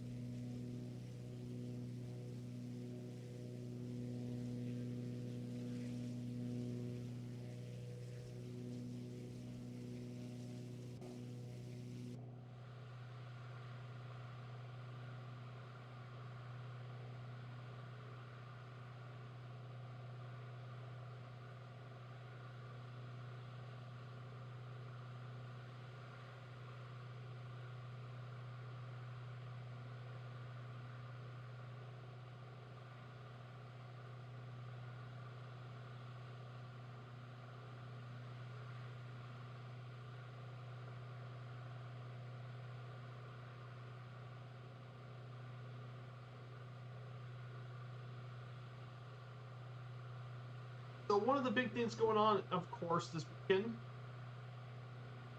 So next week we're gonna pick the next matchup we'll be picking for the stream is of course Manchester United Liverpool. So I'll get that up to going after the weekend.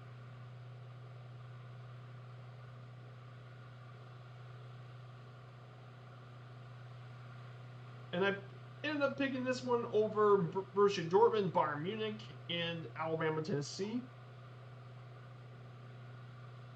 So that will be next week. Of course, I'll be leaving after next Saturday. I'll be leaving again, so we'll be there for a while.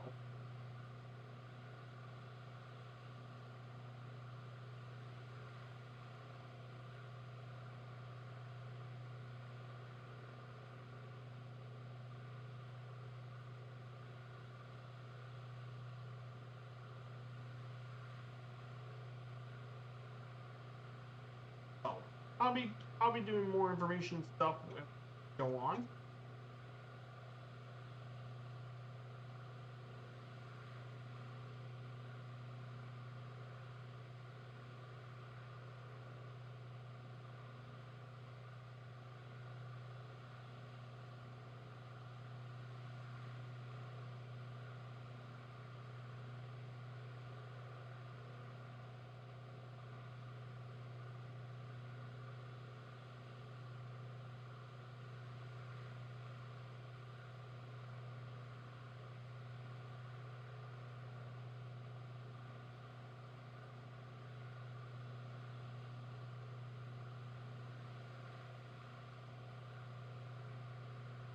So we'll be making our way to Waco soon. Now Waco is our next waypoint, and the reason we picked Waco is because it's home to Baylor University, the Bears.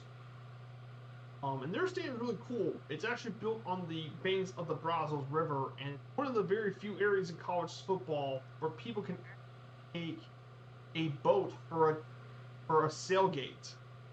So you basically have a tailgate, but it's on a boat.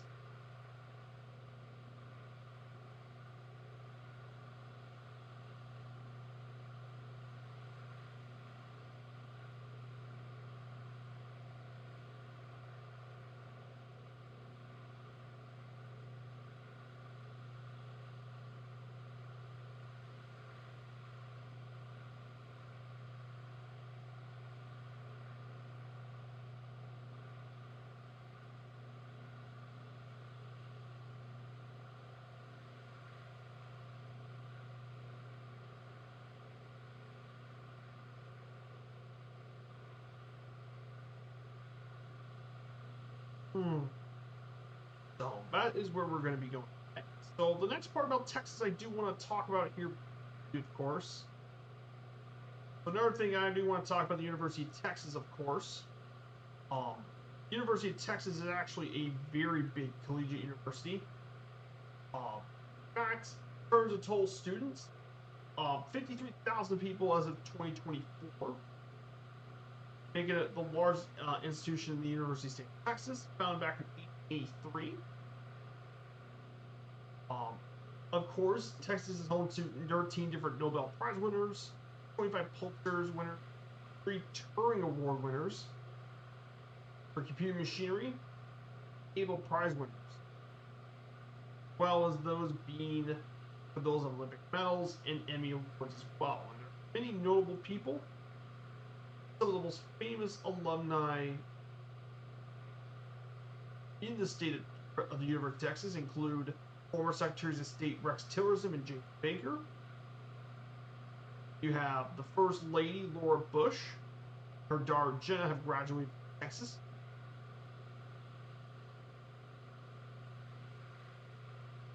You also have Dell founder CEO Michael Dell. Lots of musicians. Janis Joplin attended the university.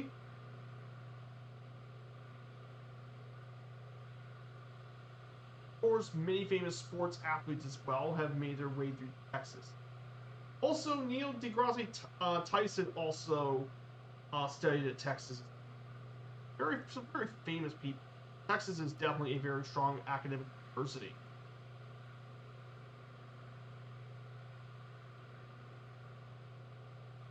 Texas is a very strong academic university. In fact, some people do consider it to be a public Ivy university. Pretty crazy to think about it. It's very rare, especially Texas, along with a few other ones like Michigan, Cal and Berkeley, North Carolina Chapel Hill, and University of Virginia.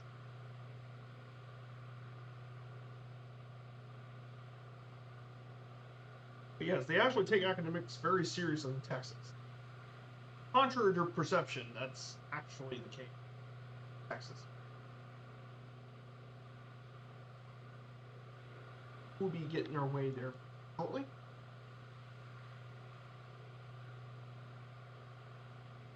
Now, of course, what many people think about Waco and what makes this pretty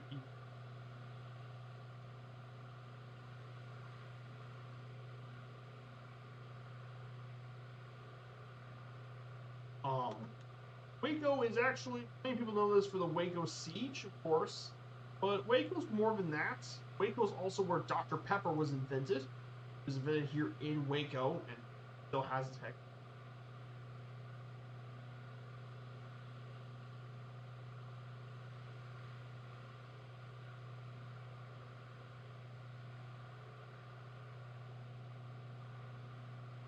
But you also have another very well-known people from Waco.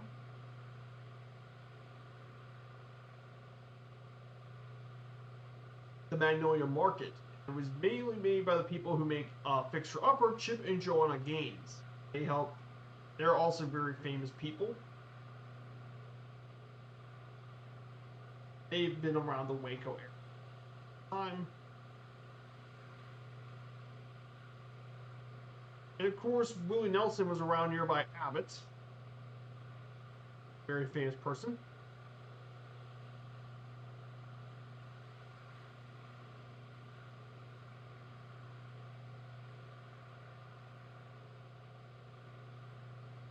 We're about to reach Baylor here. But just a brief tidbit, Baylor has been part of the Big 12. They've been playing since 1899.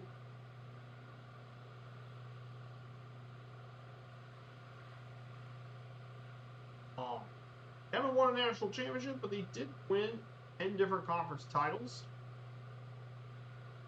And their big rivalries are mainly with their big rivals include TCU, one of the oldest rivalries in college football, Baylor TCU. They also played a lot with Texas, Texas Tech, and Texas A&M.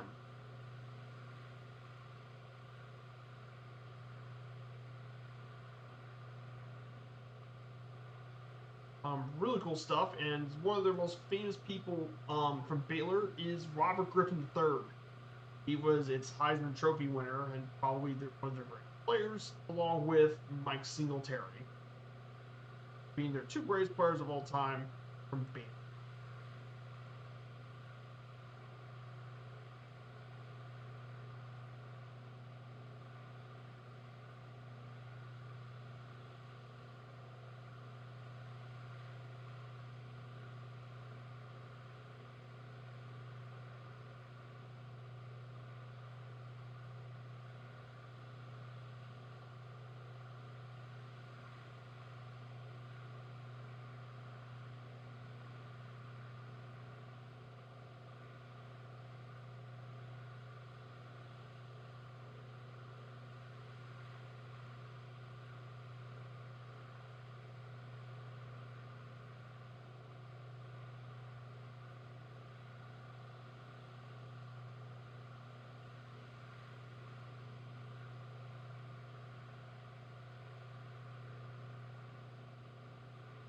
Baylor TCU, pretty well-known rivalries. McLean Stadium is a really nice venue. It's one of the newer venues in college football, and it's really nice. It's one of the few places that you can do a sailgate, along with Neyland Stadium in Tennessee, Husky Stadium in Washington, and Acrisure Stadium in Pittsburgh, where fans can arrive on boat. But it's a really cool venue. Speaking of the venue, here it is, McLean Stadium. Our right. There is Baylor. There is Baylor University. Beautiful McLean Stadium. Absolutely the place to catch a game.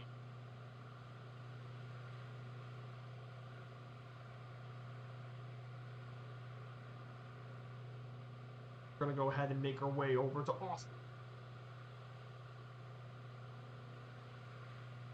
Let's talk about more about the University of Texas while we're here.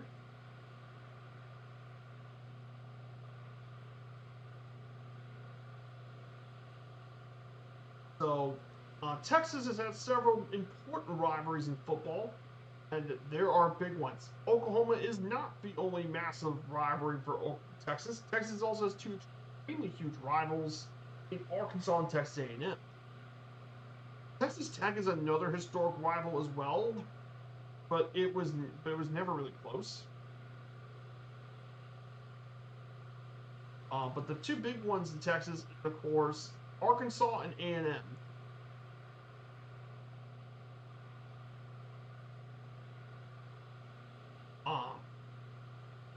Arkansas, by the way, has been rivals since 1894 was their first ever meeting, and all they played many games throughout the year.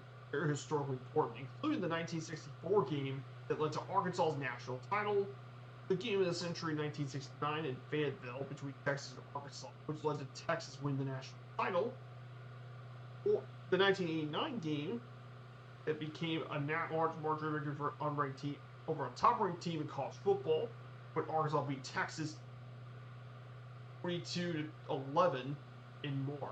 So far, Texas leads this rivalry 57-23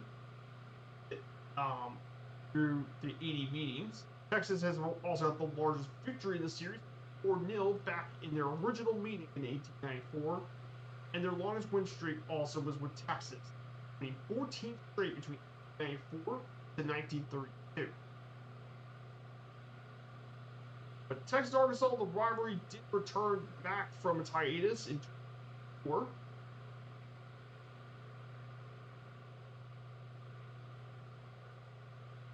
In fact, many Arkansas fans say that this was actually once an important rivalry. Even nowadays, it's a big rivalry for Arkansas, as Texas is an absolutely big rival for Arkansas. Many historic matchups. The other matchup here I want to talk about is the one with Texas A&M, and this is probably the biggest rivalry game in the state.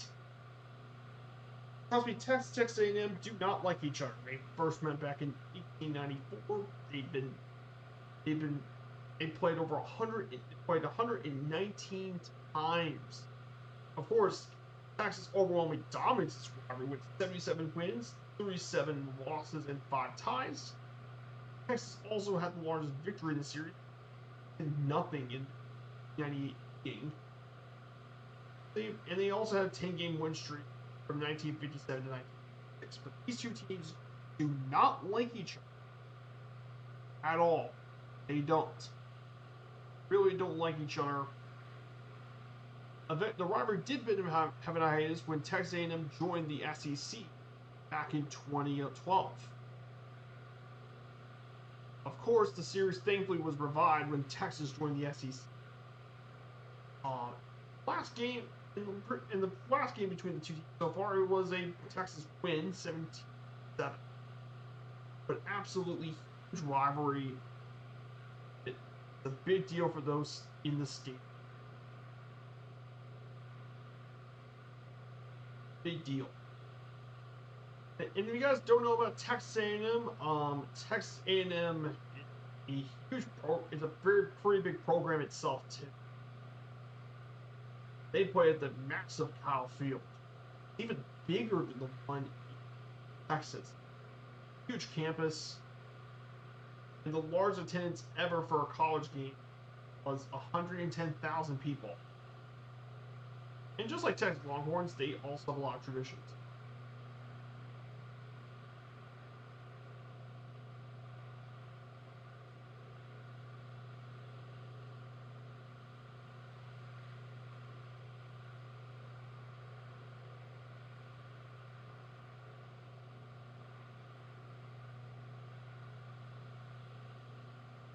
In terms of other things about Texas that we want to talk about, their uniforms. Now, here's the crazy thing. Texas was not always wore orange. In fact, originally, they wore gold and white uniform. And in 1895, of course, the Texas organization did do orange and white colors. Then they briefly changed it 2 years later to orange and maroon as colors. Yes, imagine Texas wearing orange and maroon. And of course, then they changed the golden maroon colors. And then, of course, one branch of the University of Texas, medical branch of Galveston, favored of blue. So a UT fan by 1899 could have wore any of yellow, orange, white, red, maroon, or even blue. Gosh. Yeah, that feels weird to think. So eventually, later that year, they finally decided the team colors, and ultimately they voted. And out of the 1,111 votes, the vast majority voted orange and white, and that stuck ever since. However, while it was orange and white, it didn't have the famous Texas orange. In fact, for the 30 years, wore bright orange their colors, which faded away to yellow. So eventually, and it didn't sit well with the athletic department. So in 1928, Texas coach at the time, Clyde Littlefield, ordered those of a darker shade of orange that wouldn't fade, and it would become known as burnt orange or Texas orange. And that color, what we see even today. Of course, it was used until the dye became too expensive during the Depression. They turned back to the bright orange for another 2 decades, and then returned back to the color in the 1960s. Stuck ever since. So yes, the burnt orange you see here in the uniforms in the image is exactly what Texas is wearing. Classic orange. Of course, the helmets also have the school logo too, the Bevo logo, which was also burnt orange. They had numbers as well, but they abandoned it back in 1967.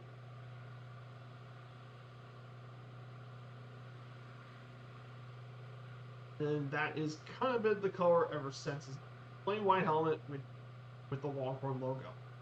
Definitely a classic look in college football. Definitely a very iconic look.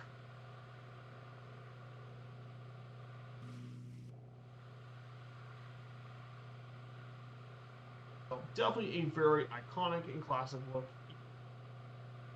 Of course, there is a lot of tradition. Of course, Texas is a very tradition-rich school. Not many can say they have the traditions of the Texas Longhorn. Not many people, not many schools that have the rich and proud legacy of the University of Texas.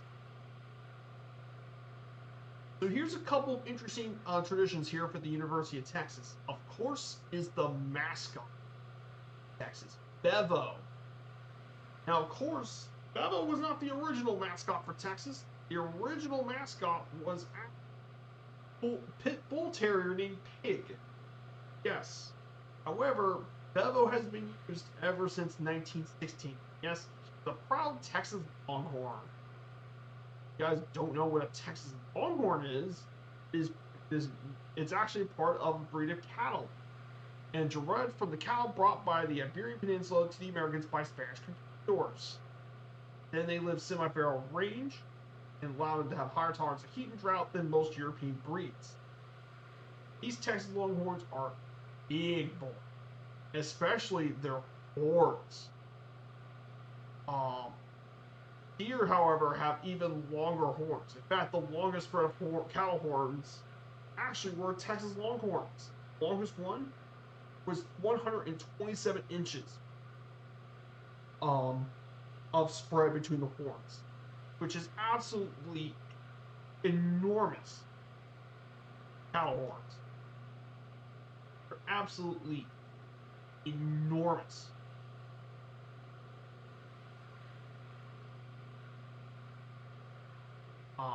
Is absolutely huge. But yeah, these Longhorn were enormous. Bevo has been around with multiple lineages ever since 1916. One currently used as well.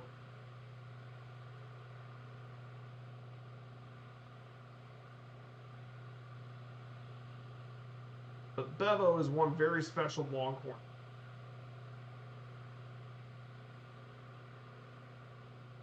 Bevo is a proud tradition of Texas.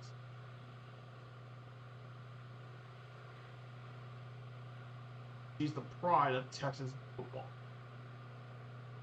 Outside of that, though, you also have another rich tradition in Texas. That being the classic hook'em. Yeah, 10-foot step. Yeah, that's a big horn. They call them the Longhorns for a reason. You also have the famous hand signal. Hook'em horns, baby. This is the hook'em horns. And that was first invented back in 1955. That's how you do the hook'em horns. There was a bit of a pep rally back in 1955, and it is the hand signal that is the University of Texas.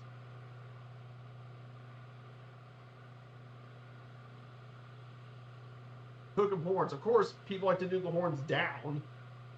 By rival teams, they probably point the thumb pointed outward. Hook'em down. Used by a lot of the rivals, but the hook'em horns is a classic.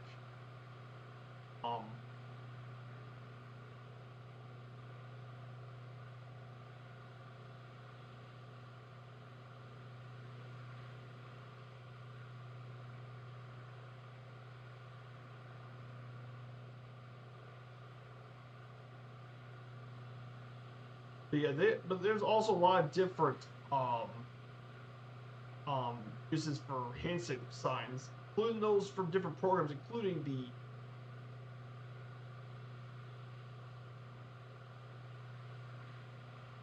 many different hand signatures. Hook'em horns is a classic for Texas.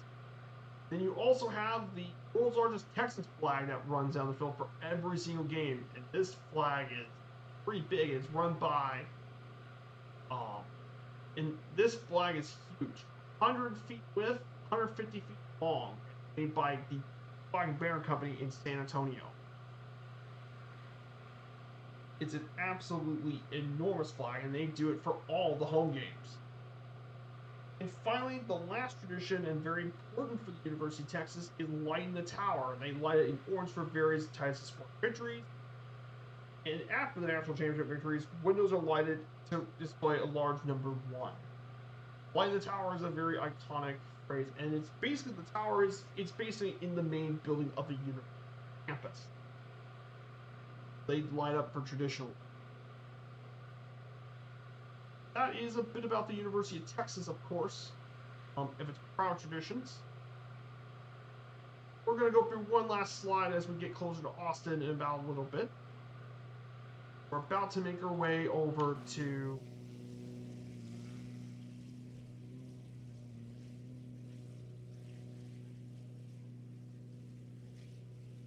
we're going to go make our way over to second and final stop. I'll be continuing to do more research for my events and stuff. But yeah, I'll put more information. Oh. Here's our Discord. If anyone wants to join on this.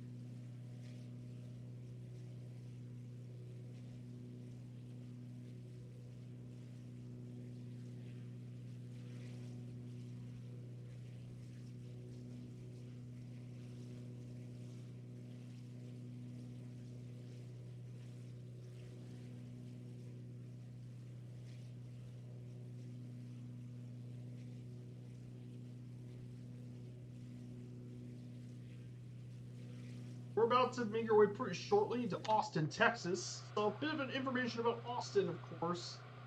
Austin, Texas is the capital city in Texas. It was named after Stephen F. Austin.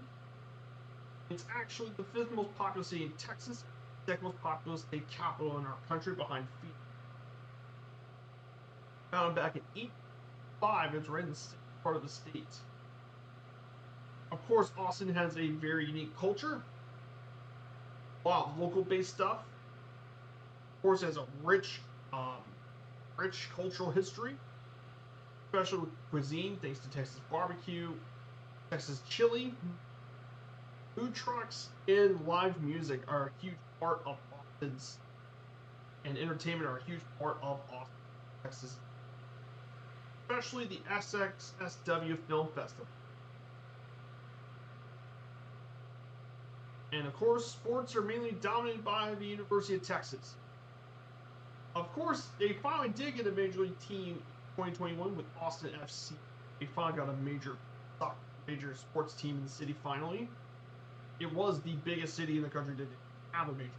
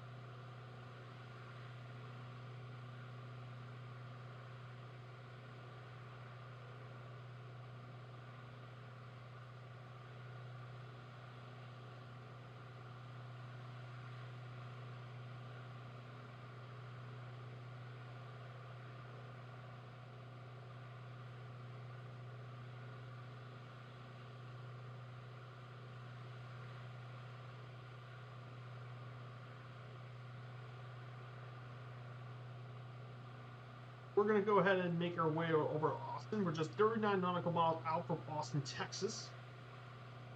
I'm going to go ahead and cover the last slide of today's stream. So we're going to cover about the University of Texas, and they have some legendary players.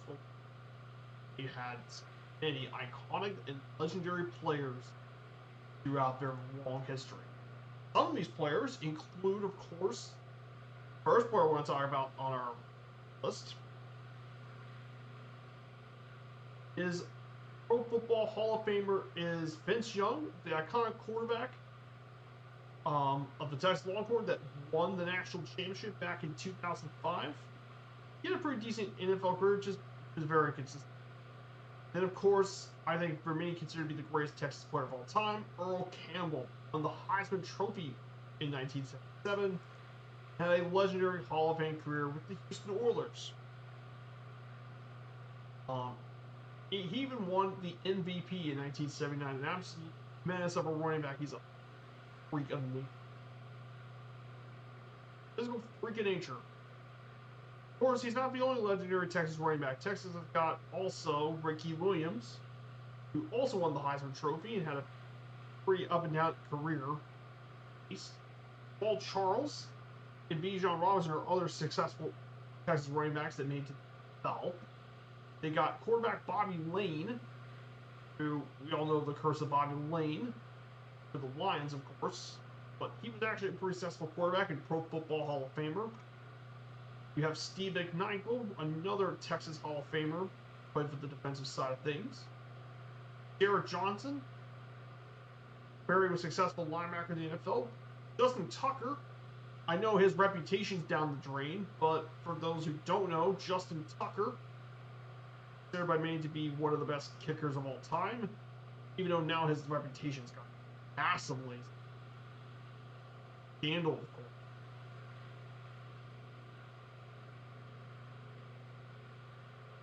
But Tucker's considered to be one of the greatest of all time. And finally, safety Earl Thomas. Well, there are some very iconic players that played at the University. Longhorns definitely have.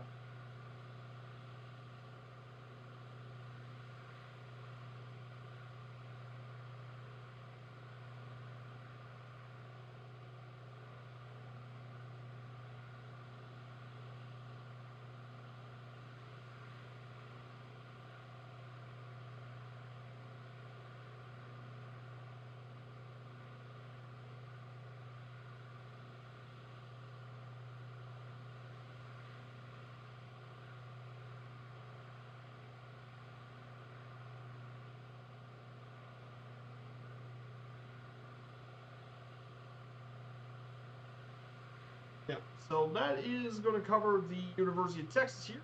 We're about to make our way to downtown Austin. We're going to fly around for a bit, University of Texas. Then we'll make our way to Bergstrom, Austin's main airport. And Bergstrom has grown a lot since over the last few years. It's grown greatly since. A bit about Bergstrom, last year, 21 million people. This airport has gone up a lot since the 2000s. This airport, Austin's been one of the fast growing cities, and naturally, Austin has grown a lot. Now they do domestic flights, international flights. It's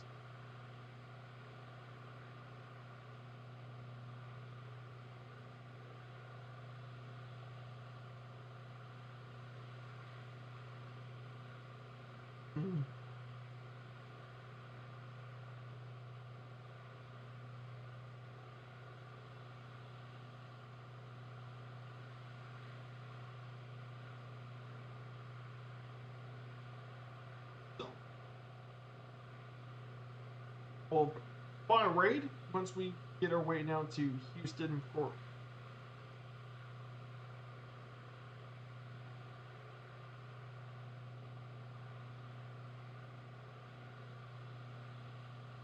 Here we go, guys. Finally make it over.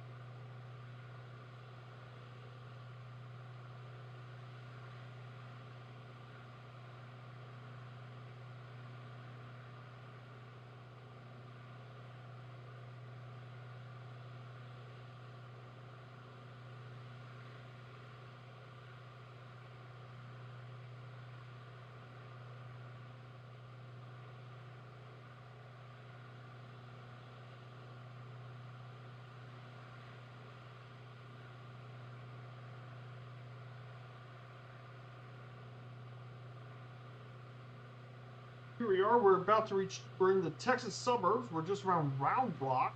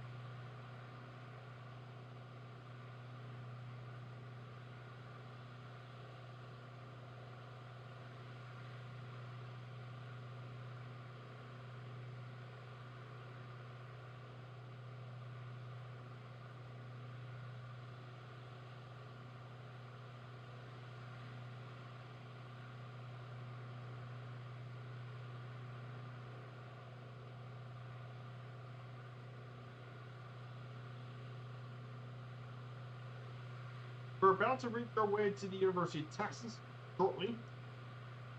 Hill Country is definitely pretty scenic. It's definitely a pretty cool park, Texas, of course.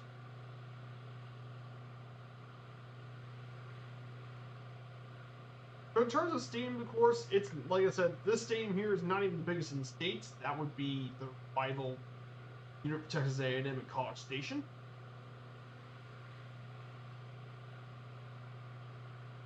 But this is still a very impressive venue. Oh.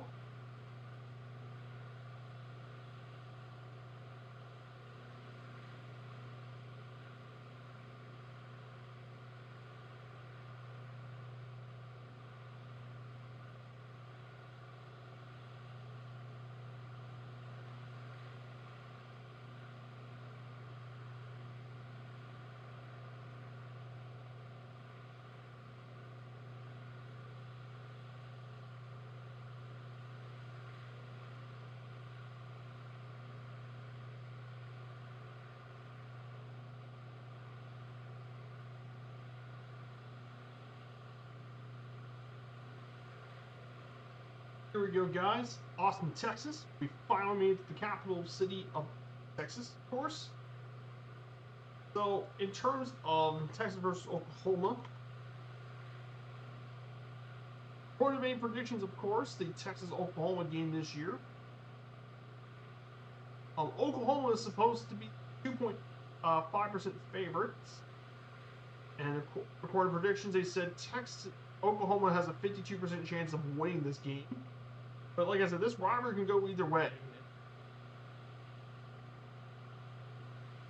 So anything can happen.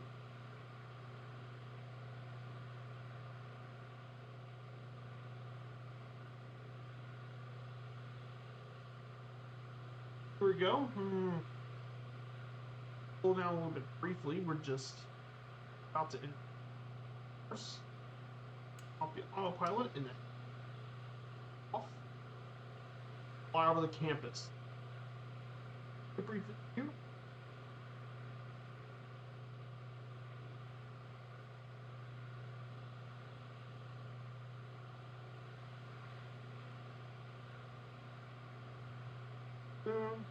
Bum, bum, bum.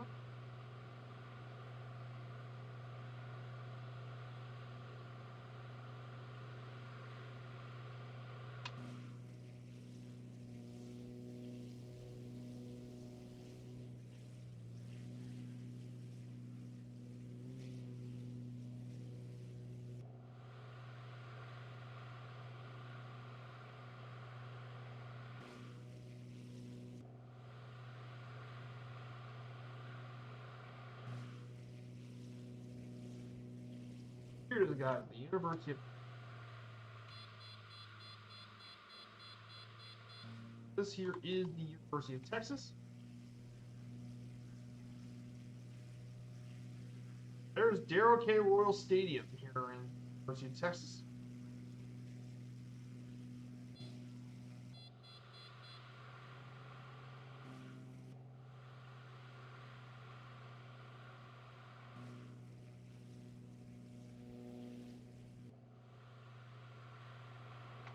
There's the main tower here. This is where they do the light the towers tradition. This is the main tower, University of Texas.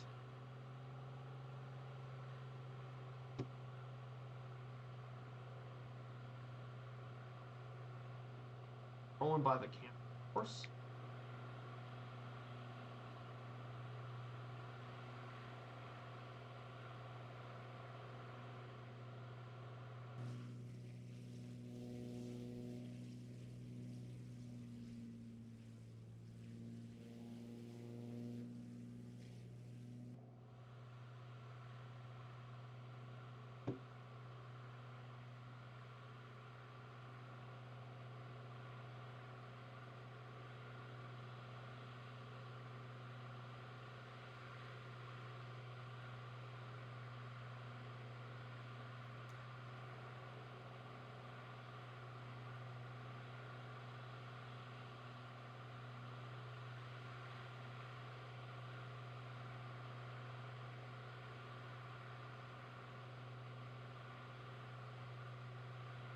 Here it is, Darrell K. Royal Stadium.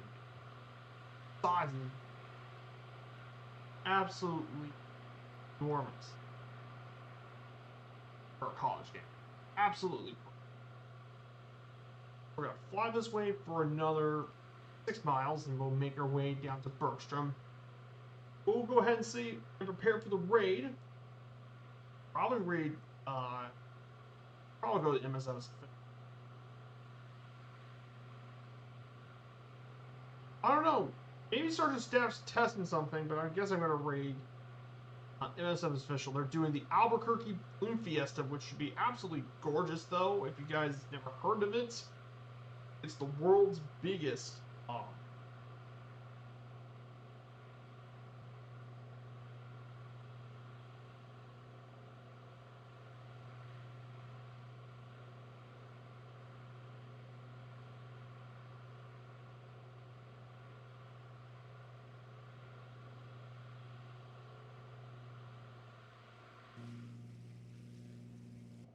Guys, this time I won't mess up with the desktop audio.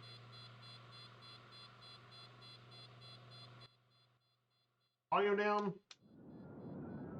Because, yeah, we have the landing. I don't want to be the one to cause your hearing to go.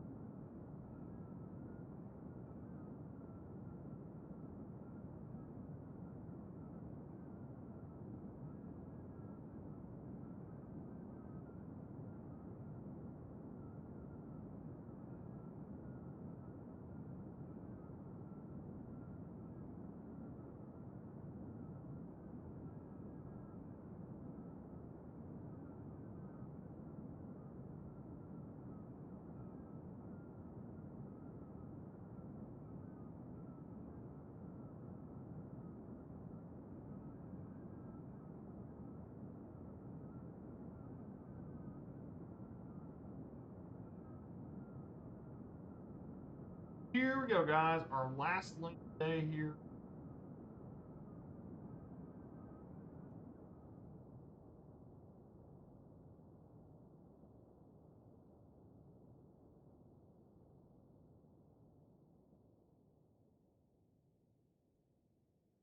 There we go, guys. Finally down. Going to land, and we're going to park. And we're going to turn off everything. So, guys, we're finally did it. Welcome to Austin, Texas for our Red River Rivalry game. So, I hope you guys have a great rest of your week. Enjoy your all's weekend. I know we got a big game coming up. We'll be returning back here on Sunday. We'll be in beautiful Oregon. We'll be going to Crater Lake National Park in Oregon. Should be a stunning trip. So I hope you guys enjoy the stream. This is the first episode of our Game Day series. Of course, our next Game Day will be on the 12th, which will be October 17th, will be our next series. And I think we're going to do Liverpool versus Manchester United. So we'll see you in Bristol next Friday for the next part of the series. Take care, everyone, and have a fantastic start to your weekend. Take care, everyone. See you soon.